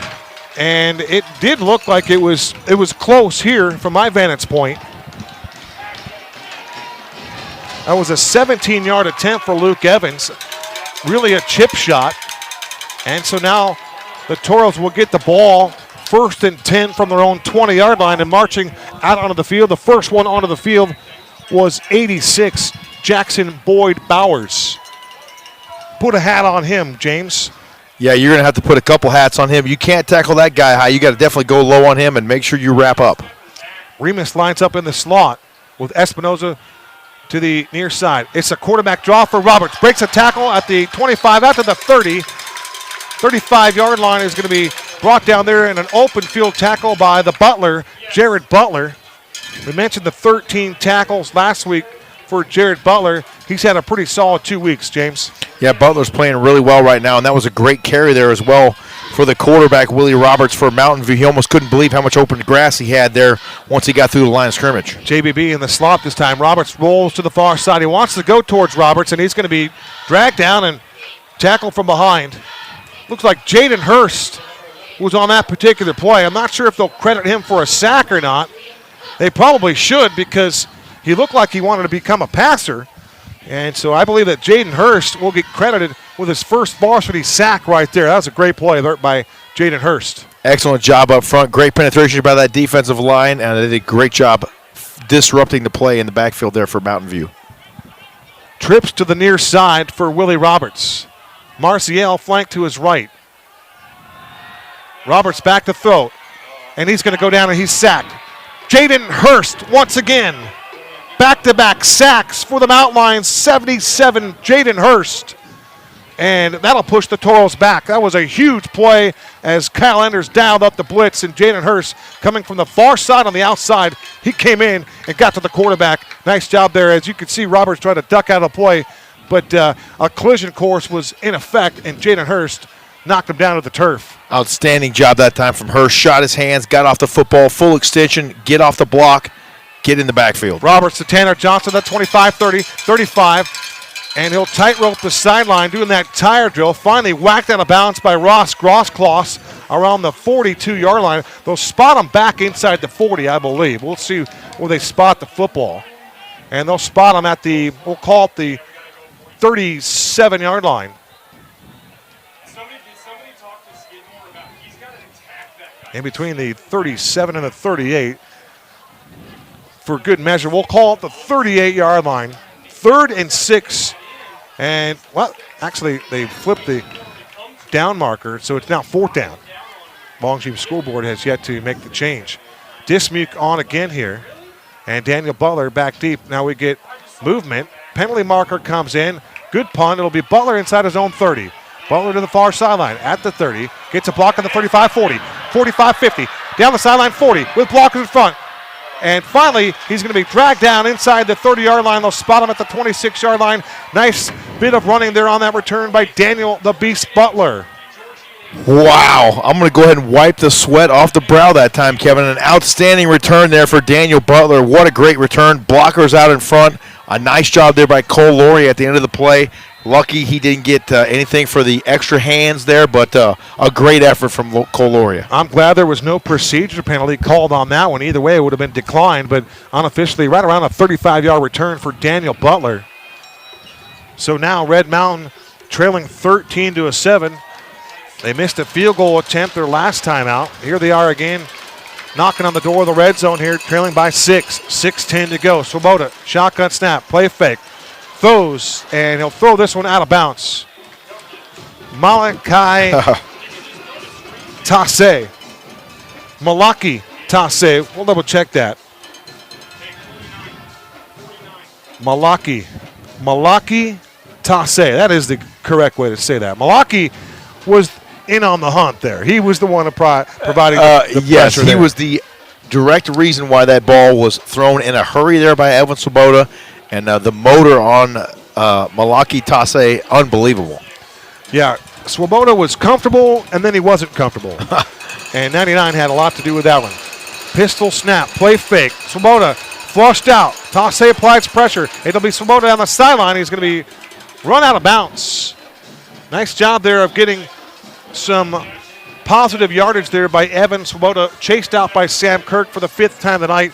5:56 to go in this 3rd quarter. Red Mountain a little bit more deliberate here, and a very conservative game offensively. Haven't seen the chance taking very much. We saw the one scoring play, a 33-yarder in that 2nd quarter from Anthony Carrington. Swoboda to Carrington.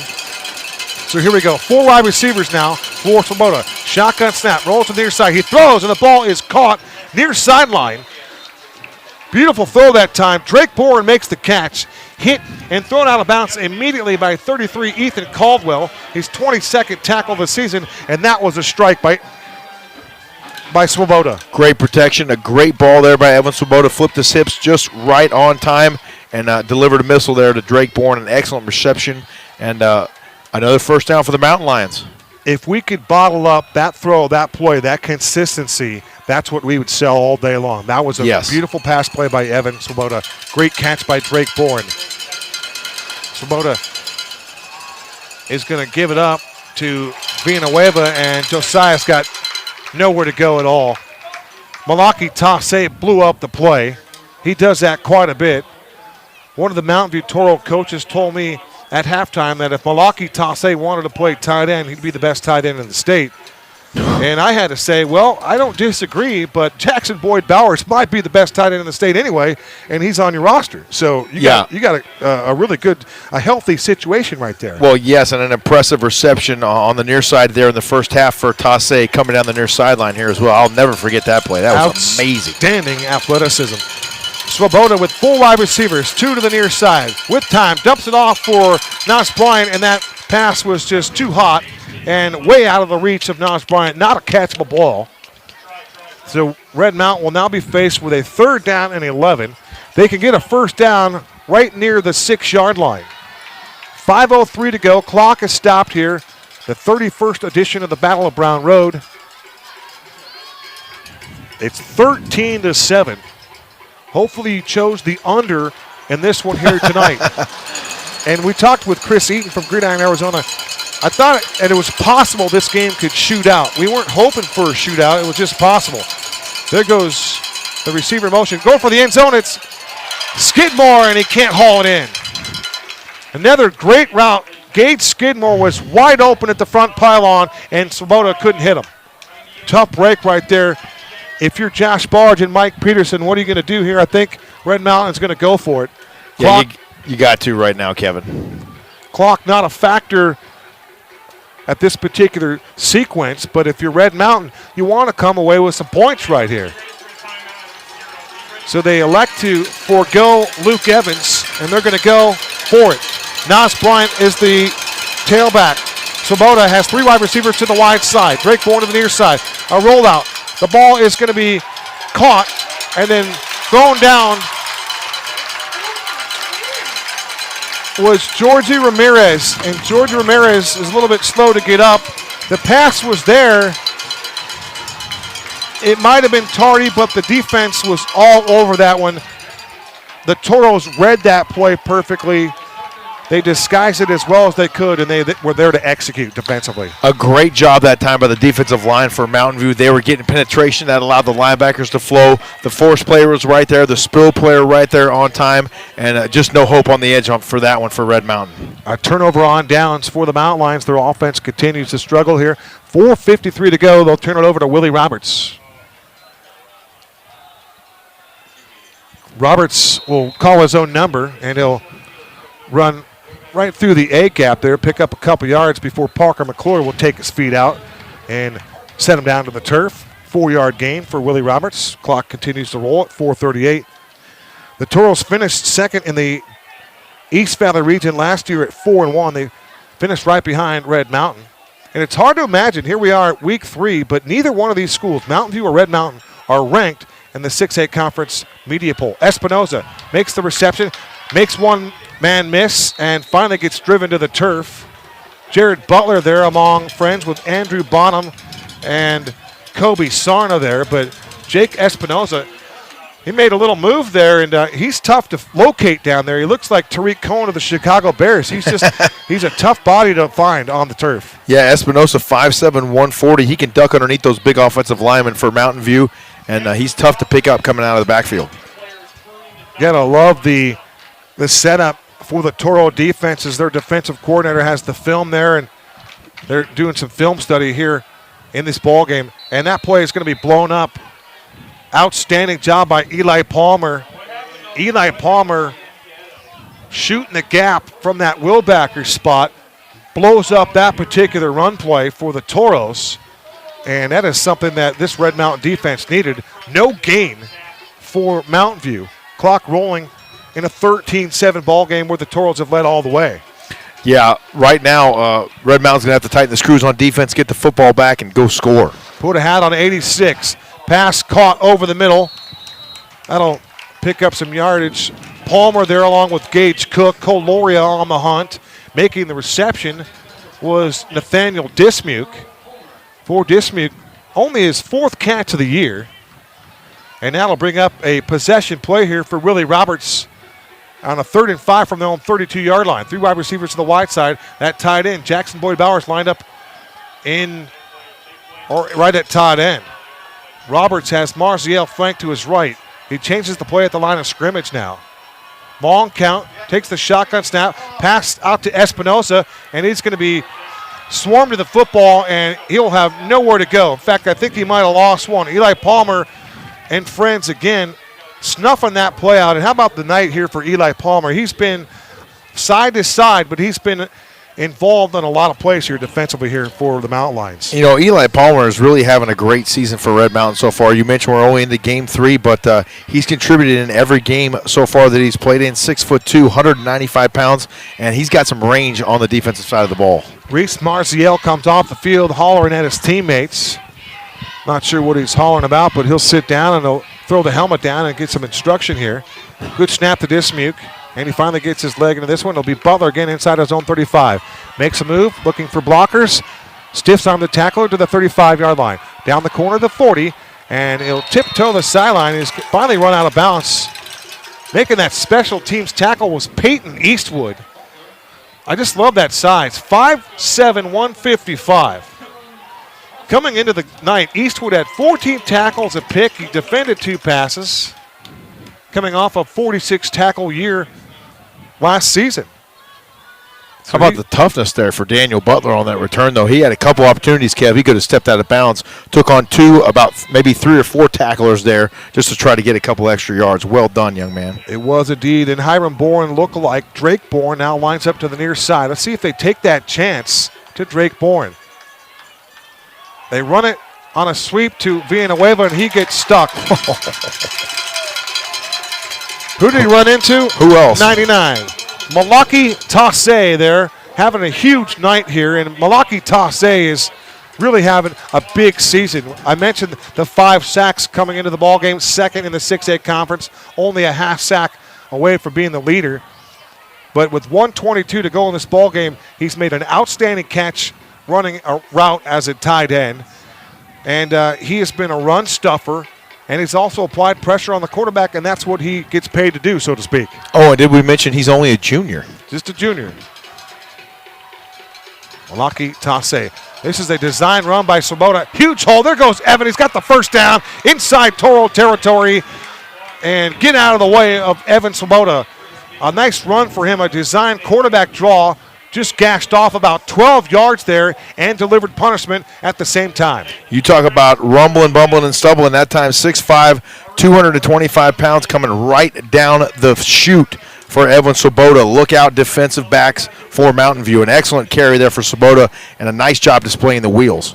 James, we always talk about you can't put a price on experience, and that's what this young man needs. He just needs to play football. Swoboda, shotgun snap, fires near side, throws a frozen rope, caught by George Ramirez. Ramirez made the catch down at his kneecaps, and he was kind of falling away from the play, and George Ramirez was able to turn the ball upfield, get another first down catch for George Ramirez, gain of 11 yards.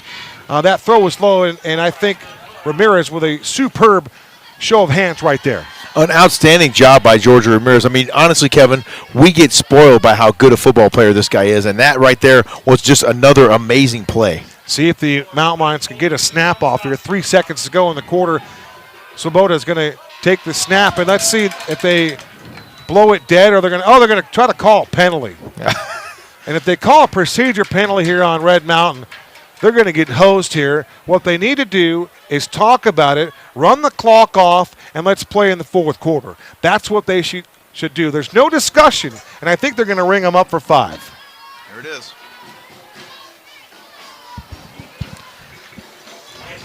So they're going to let the clock run out and ring them up for 5. That's called double hosiery, if there's such a thing. We played 36 minutes here from Jesse Parker Field, and the Toros lead it 13-7. 4th quarter coming up right after this.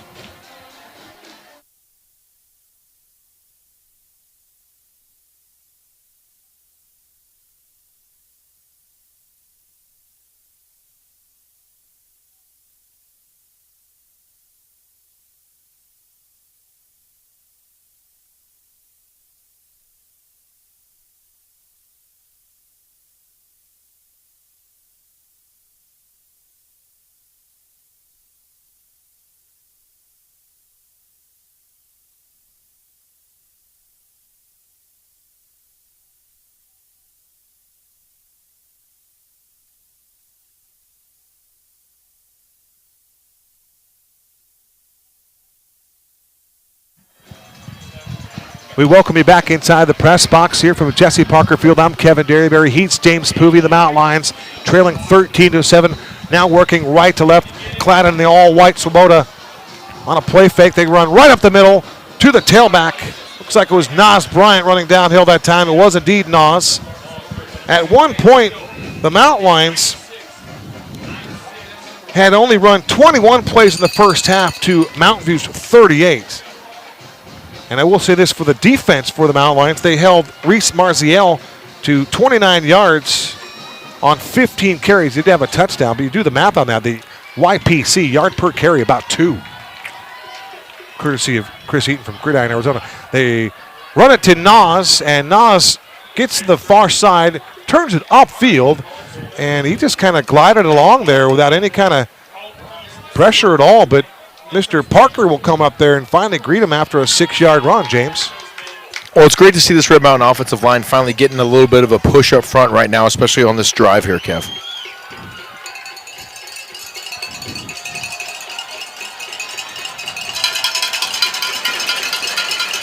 Swoboda back to throw, rolls to the near side. He throws on the run, and the ball's caught. Down the sideline, making a move is Anthony Carrington, and he'll wiggle his way down inside the 10-yard line. And AC, nice job there of making more action after the catch. And you talk about a beautifully thrown football.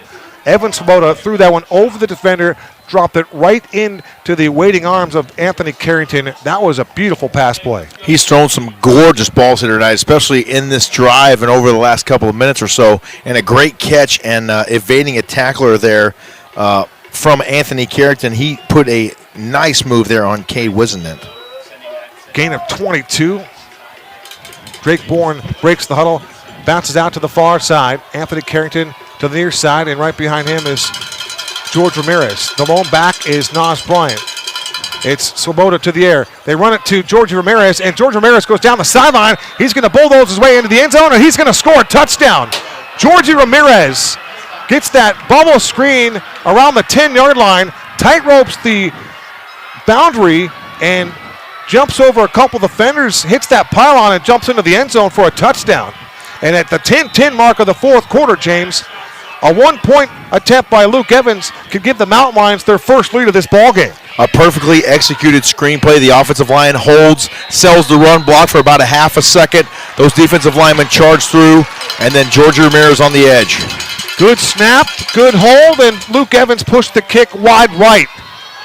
Oh, he has had a tough time with the point after tries. And at this point, I talked to Mike Peterson early in the year. I'm like, hey, if we continue to struggle with the kicker, let's just start going for 2 each time. Let's madden things up. Let's just go for it on 4th down and go for 2. So the missed point after try is huge here. 10-10 remaining. Our score now, our new score, Red Mountain 13, Mountain View 13.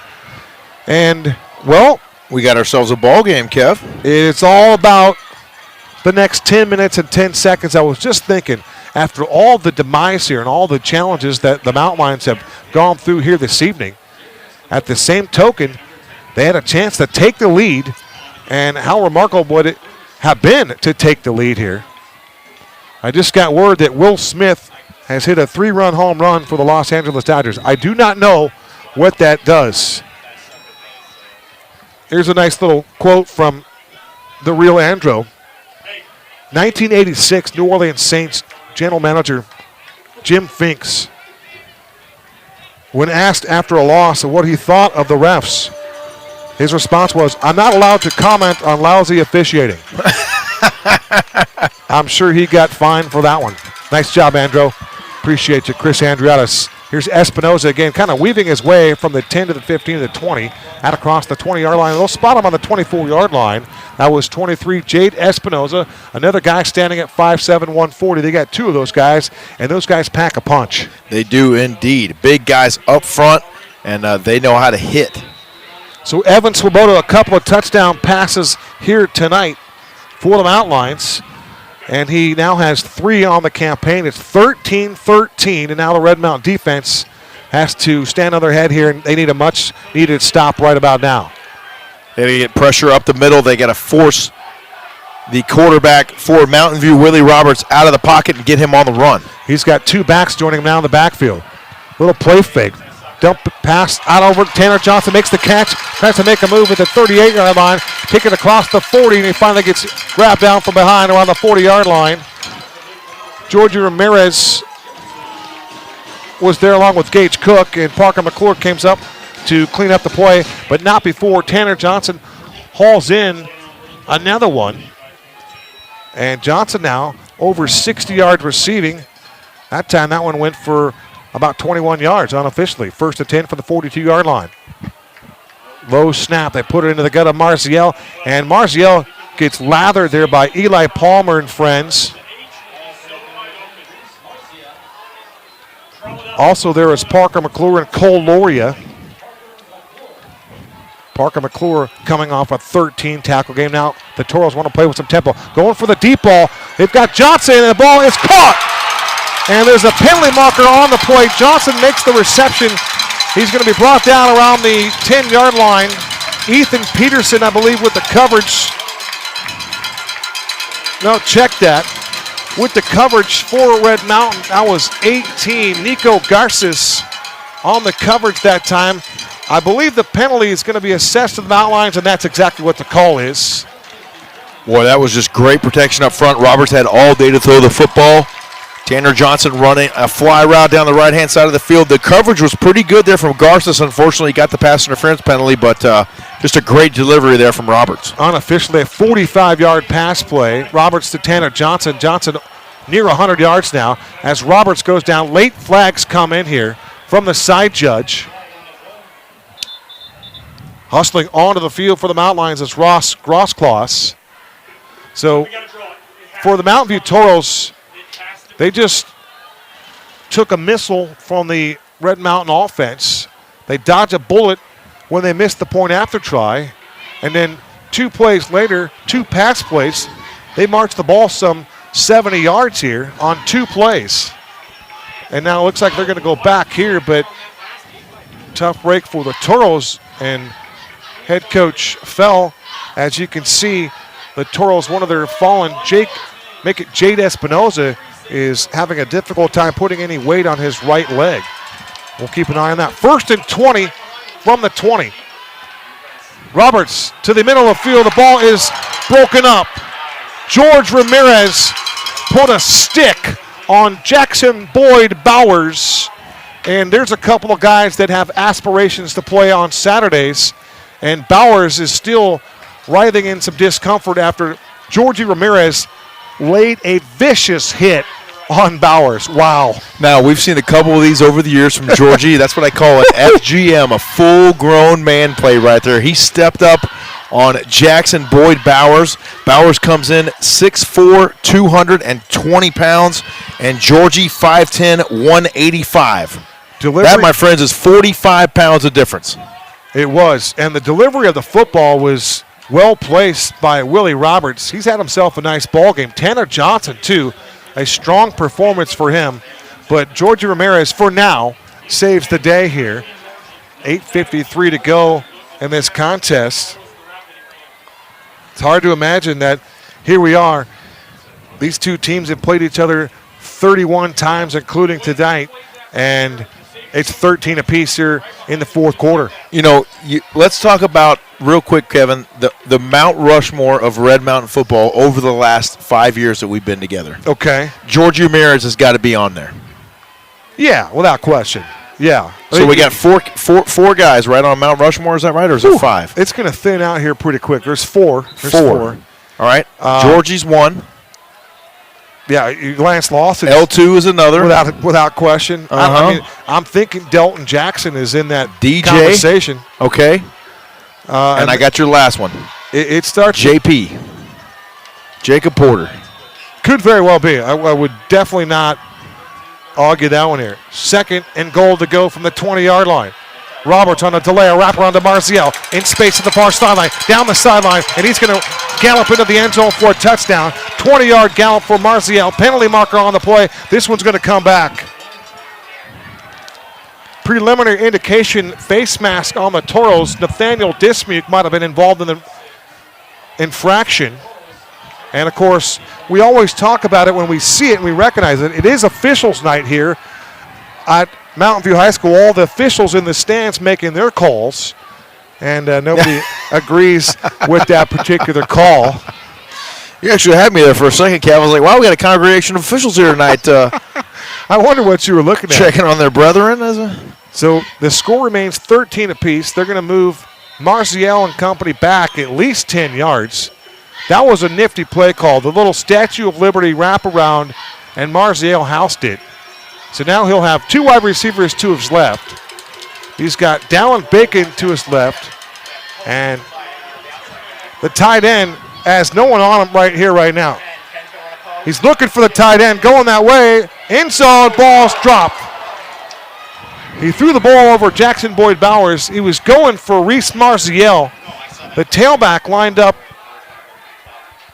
in a slaw position, and that time the ball was towards the back of the end zone, right towards the goalpost there. You love the route, you love the idea. They just couldn't complete the play, and Marziel has taken a couple shots here late in this fourth quarter.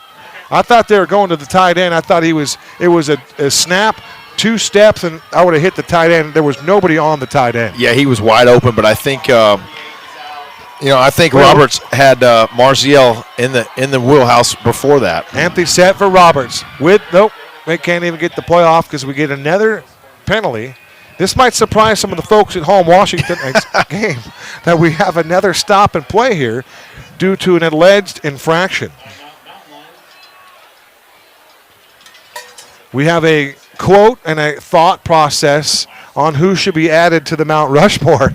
And you knew this. You're liking this. I'm liking that fact that you're liking this. Well, the fact is that you knew that we were going to start something. And for the avid listener, they're going to start shooting names our way. That's true. That's why I started saying that. The name that was just brought up to our attention, it's hard to argue. It's hard to debate. All these guys are deserving of the Mount Rushmore. But Costin Cooley, as he has mentioned, right? Offensive Player of the Year in the region. The only guy we've ever had do that. The only lineman has ever garnered that kind of respect. And that was a peer group selection. That wasn't the coaches. That was his peers. So that tells you a lot about Costin Cooley. Well stated, the real Andro, Chris Andriatis, very much a part of this Red Mountain football program, even from afar. I think he told me last week they were vacationing in, what was it, Acapulco, Bora Bora, or Belize, or something like that. Something tropical. The Andriatises are always on the island somewhere. Chris, we miss you, man. I hope you're doing well. Got to appreciate that. All right. So after they talk it over, they finally send him back. We get a timeout in there. It'll be a 3rd and 25. It should be 3rd and goal to go. Empty set for Roberts. Rolls to the near side. Going for the end zone. He's got Boyd there. The ball is incomplete. It's broken up. Outstanding defense by Red Mountain. We want to make sure we know who it was. It should have been Jared Butler. And the Butler did it again on a huge play, a pass defense on the specimen, JBB, Jackson Boyd Bowers. That time the Red Mountain defense answers the challenge.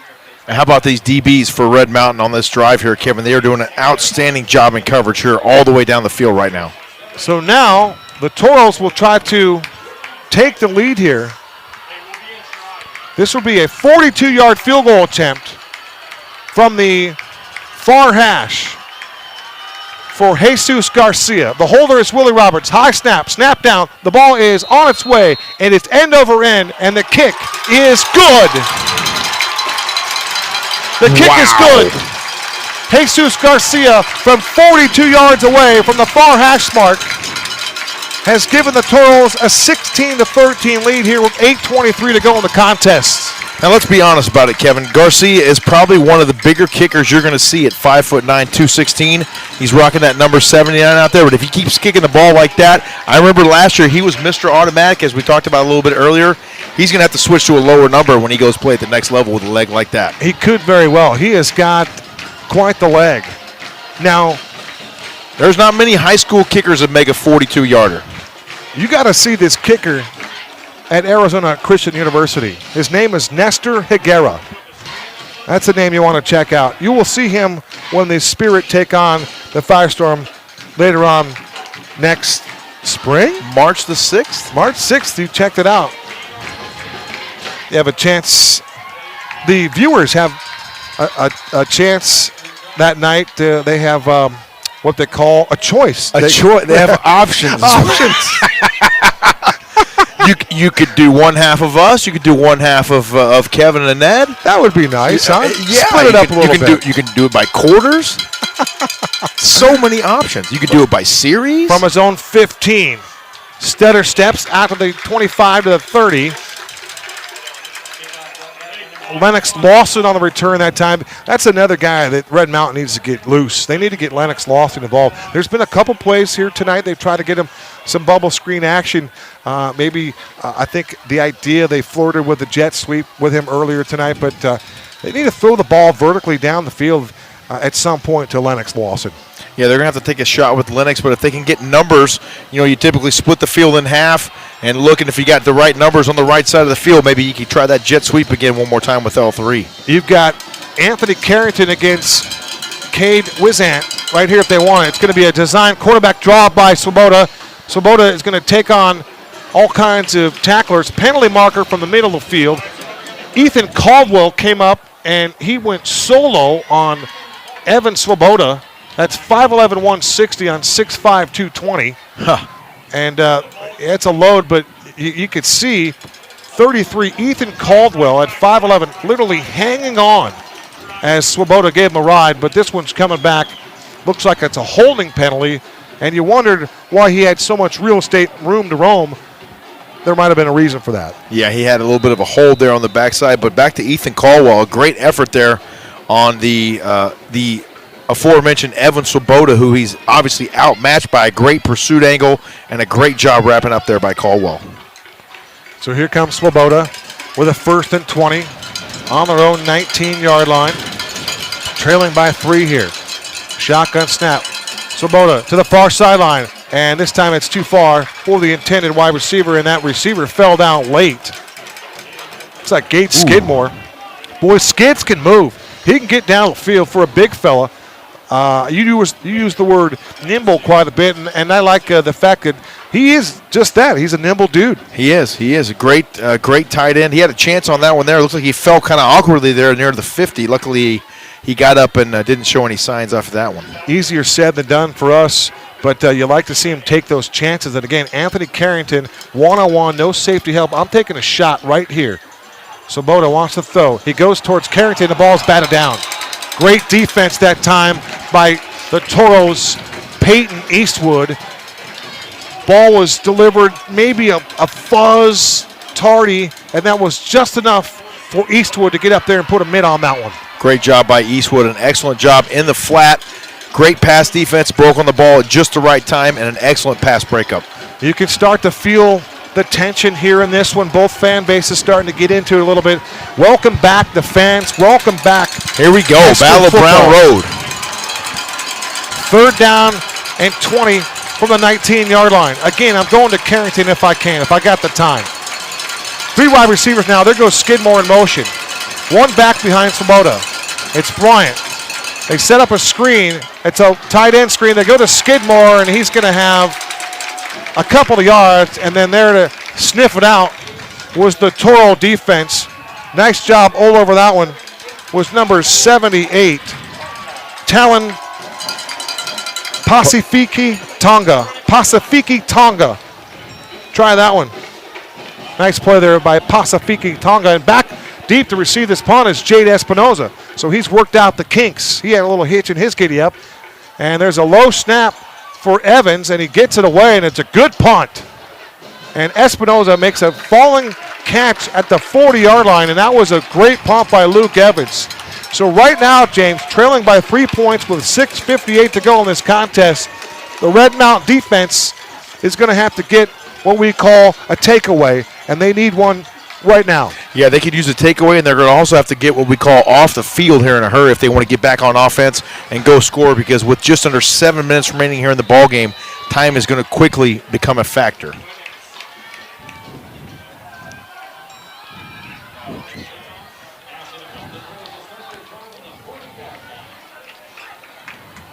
$6:58 to go, 1st and 10 from their own 40-yard line. This is Willie Roberts. He shifts Marziel to his right. A little play fake. They go to Espinoza. And Espinoza slips a tackle at the 40. And Groskloss hanging on for dear life around the 44-yard line. Nice move in the backfield there by Jade Espinoza. Red Mountain defense got to be really careful right here. They don't want to give up any more than maybe one first down at the most to Mountain View, because otherwise they're going to chew up the rest of that clock.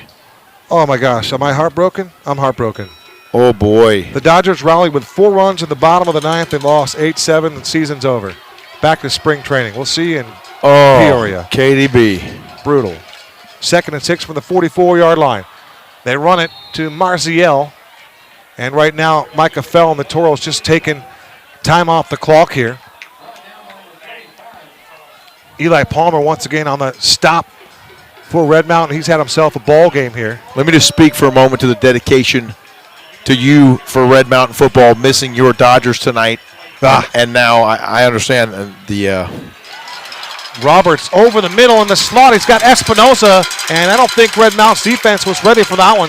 Espinoza made the catch, and he just scats his way to the 40-yard line. Another 15-yard run on that pass play there. Willie Roberts to Espinoza, Jade Espinoza. And the Toros again on the move here with a 3-point lead, and at time now becoming a major factor here for the Mountain Lions as Marziel has checked back in, giving way is 21, Dalton Gillette. Gillette hasn't carried it but maybe once tonight. Sophomore tailback. The story's been the line of scrimmage again here for Mountain View, and the struggles continue on the Mountain Lions side. Each one of these first downs for Mountain View is worth about 2.5, maybe 3 minutes off that clock, so Red Mountain's defense got to rise up here. It is believed that Coach Peterson has a full accompaniment of timeouts. He still has all 3. We are now inside 5 minutes to go as the Toros with the football just taking time off the clock. 2nd and 11 from the 41-yard line. To the air again, it's Johnson at the 40, down the sideline, and they finally tackle him. That's Cole Loria. They keep the clock rolling, and a smart play there by Tanner Johnson to not step out of bounds. That's a heady receiver. That's a heady play by your receiver, as it looks like one of the Mountain Lions is shaken up here. That's 19. Gabriel Cook appears to be favoring a lower extremity. Now they're going to pull him out here. And now the officials want Mike Peterson to take a timeout. And that's just bad luck. Now they have to take an injury timeout here. The clock's going to stop at 4:17 to go. They take the timeout so they can get a cornerback on the play. And that's just bad luck because time is huge right now, trailing by 3. Yeah, they can ill afford to waste a timeout here. Unfortunately, they don't have much time left to work with. 4:17 remaining here in the ballgame, trailing by 3. And they've got to get a stop now here on Mountain View. In the 2 Toro wins this season, they've outscored the opponent 88-14. In fact, the Toros scored 45+ twice last year. They scored 40 or more 4 times in 2020. They have reached half of this milestone in just 2 games. So Micah Fell's team, and now it will be interesting, they will be 3-0. And now people at 3-0 in an abbreviated season will start to think, wow, is Mountain View worthy of a Super 8 consideration? Well, you can't help but be in the talk if you're undefeated, right? Absolutely. You can't do much better in 3 games than 3-0. We have not seen Zach Meyer check tonight. This is Willie Roberts on an empty set. Quarterback draw, he's going to go. Breaks a tackle at the 40. Sidesteps another tackle, and he takes it inside the 35-yard line. Bobbing and weaving through the defense. Willie Roberts, an impressive run right there. Is going to make it close. The Toro fans want him to go for it. They want to just put the knife in the Mountain Lions and twist it. You know that's exactly what they're thinking. And here comes 99, Malaki Tasse. The big fellows are coming in. Also 78, Talon Pasifi Kitanga has also checked in. The power package, 4th and 1. And now the Toros will take a timeout. They were probably about 3 seconds to go on the play clock, and Mike Fell took the timeout. And you can see Malaki Tasse all pumped up. He was ready to fire off the ball there. maybe in that right tackle spot, and they put in the other defensive lineman there in the backfield there next to Marcial. That is what you call a power and loaded package right there. Yeah, they were ready to get off the football, and Tassé said, we got to stop at your play, so let me get 5 push-ups in right quick. That's what you call a rhino or a jumbo type package, right? Yes. You got Pasifiki Tonga. Wow, say that one twice. Pasifiki Tonga. Talon. Talon's the easy part. Talon, Pasifiki Tonga. No-brainer. Easy. Well, the Remuses are still here. All of them in tow. They've been here wire to wire for this one. I wonder where the postgame is, the postgame celebration for the Mountain View Toros around here. Are you thinking Ned's Crazy Sub, or what are you thinking? I'm not sure. I've got some barbecue to eat, and I'm not big on. Speaking of barbecue, shout out to Jalapeno Bucks. Never been big on Ned's. Possession play here. Last time they snuck it, and they sneak it again. He's got the first down, and there goes Roberts. And Roberts nearly broke that one into the end zone. Stopped inside the 20-yard line. Huge play for the Mountain View Toros. Clock continues to roll at 3:25, and that was a tough defensive sequence for the Mountain Lions. When you see another team pull a cannon grinder on you, that just stings. Yeah, that was a great tote right there for Willie Roberts. He said, if no one's going to stop me, I'm going to keep running. Smart play there, and that's what a lot of NFL coaches won't do. Drive in the dagger, and that's what the Toros try to do here. They run a student body left to Marcial, and Marcial got tripped up. He fumbled the football. The ball's on the ground, and let's see who's got the rock. The Mountain Lions say they've got it. Holy smokes, we talked about a takeaway just a couple minutes ago, and that time Red Mountain gets what they needed. Almost a miracle in a sense as Marcial puts it on the turf, and the Mountain Lions come up with a football. Unbelievable play. Life has returned here for the Red Mountain Lions, Kevin. 2:47 on the clock, trailing by 3. Don't call it a comeback. Let's go, Coach. So a huge opportunity. The Toros were all but ready to start singing the victory song. At 2:47 to go, let's see what Evan Swoboda can bring his football team back down by 3 here in the fourth quarter. Swoboda back to throw, rolls to the near side, has time, here comes the pressure, escapes the pressure, and now he's going to finally go down and get sacked. He was sacked at the 20-yard line. 59 came in there to get him. Cole Pitcher, 2 sacks last week. He's got 3 sacks on the season, none bigger than that one right there. That was a huge sack right there. Evan Swoboda did a great job trying to make something out of nothing there. Was able to get a couple yards back before losing too many. And so now second and long here for Red Mountain. Every play from this point forward, critical. Maraki Tassé on that right side. Here comes the pressure. Swoboda's going to run it up the middle, breaks a tackle. He's going to finally be brought down around the 26-yard line. Those types of plays just aren't going to get it done here. Inside 2 minutes ago, time a huge factor here in this football game. It's 16-13. Toros have the lead, trying to snap a 3-game win streak for Red Mountain in the Battle of Brown Road. Big play right here, Kevin. 3rd down and 8 for Swoboda. 4 wide receivers in the game. Swoboda outside, ball's picked off. It's intercepted, and that's going to be the dagger. The Toros pick it off. Peyton Eastwood with the interception, his 2nd interception of the year. It was a telegraph pass, and you have to credit the Toros for the pick, and that is more than likely going to do it. The Mountain Lions needed a turnover. They got the much-needed takeaway, James, and then they just give it right back. Yeah, they did, unfortunately. A great job defensively there for Mountain View. They read that play all the way, jumped the route, and came up with the interception. An excellent job there on the far side for Peyton Eastwood. Huge opportunity here for the Toros. You can just look at the jubilation on the fans. Of course, we can't see our fans, but this one means something tonight here for Mountain View, and you can kind of feel it. It does, yes. This is the Battle of Brown Road right here. It's coming down to the wire. 3 points to go. It's not over yet, Kevin. 1:34, but Red Mountain's going to have to buckle down now. As Cole Laurie has said, hey, this game doesn't mean anything, that game doesn't mean anything, but this game is the one that's circled. We talk about games being circled. It's this game that means everything for these players. We know the freshmen had a dominant performance. They shut out the Toros. The Jays got things done, and now it's the varsity's opportunity here tonight. And we've seen it before. We've been with this football team on the sidelines, on the field after tough losses. And every football program, from the coaches to the fans to all the players of the like to the levels that they're on, it means something to them. Sure. It means a great deal to these student athletes. And when you win a rivalry game like this, it takes a couple hours to regroup. It stings. And we could talk about this from the Arizona State University of Arizona rivalry. Here we go. It just sucks. That almost took the whole game to get that in. It just sucks to be on the other side of that, whether you win or lose. True.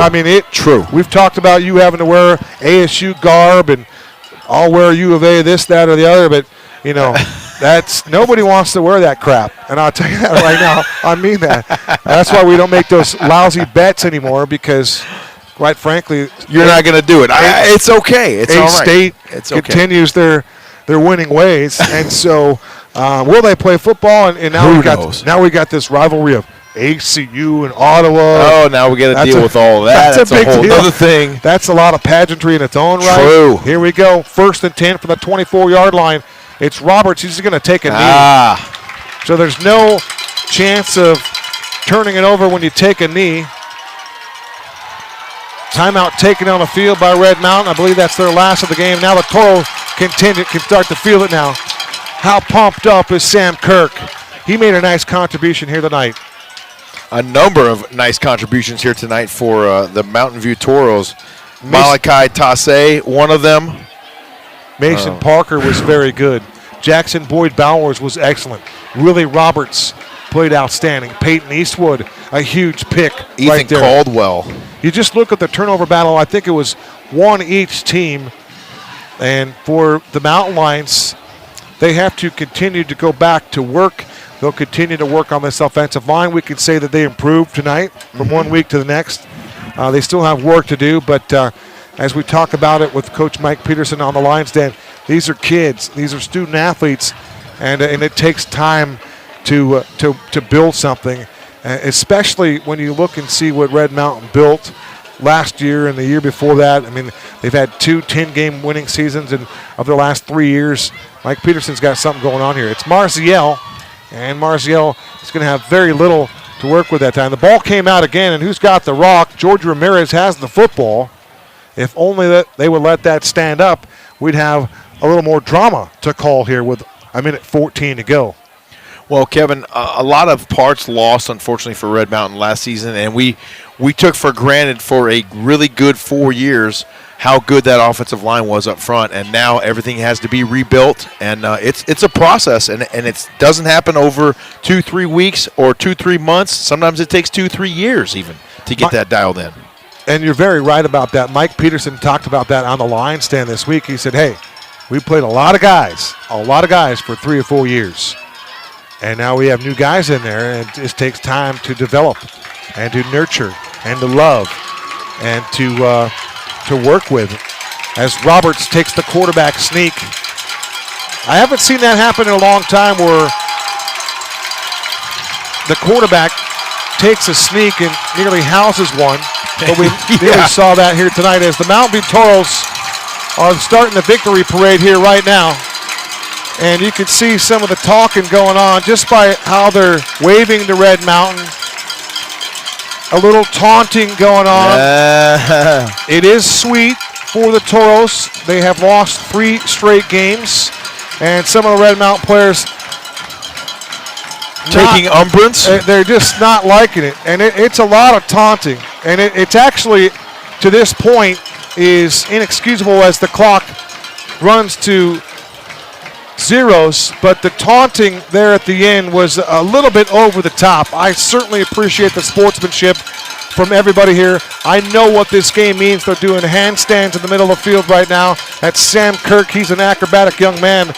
I appreciate the passion and the want here, but you got to win with class, you have to win with dignity, and you have to act like you've been there before, and Mountain View didn't do that on that particular series. I would agree with you on that, Kevin. Unfortunately, you know the kids are excited. They just won a rivalry game. They've lost, as you mentioned, the last few of these games, both home and away, and they're obviously excited, but you do have to kind of rein it in a little bit, especially after the final whistle, and say, hey, we're going to celebrate tonight, but right now we're going to exude class.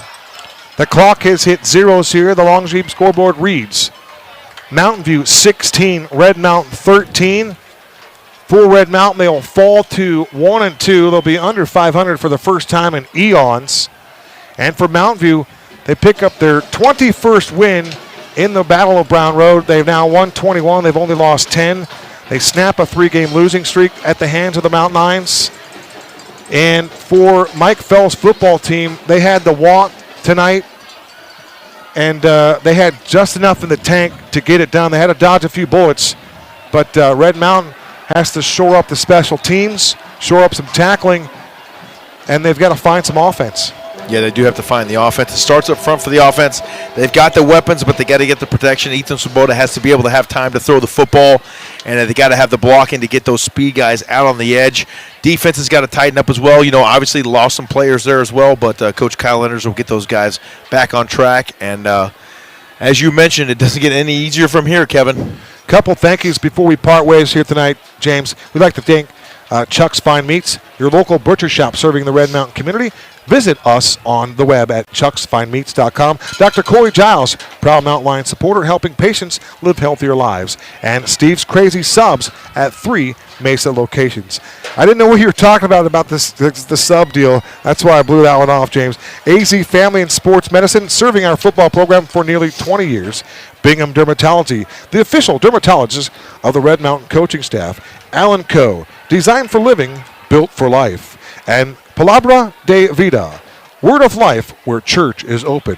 McDonald Orthodontics, live life smiling. And GOAT, the GOAT Sports Grill, the new neighborhood hangout to be with your friends and watch games. The GOAT Sports Grill. And Sierra Signs, a full-service sign contractor licensed with the Arizona Register of Contractors for over 30 years. For Mike Peterson, Dr. James Gowdy, all of our outstanding broadcast team, Jeremy Knutson, and staff.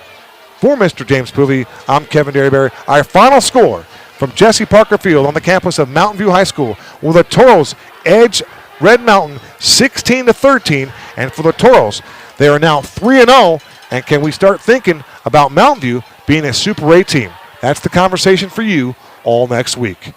Until next time, James, it's been a great opportunity, a fun evening with you.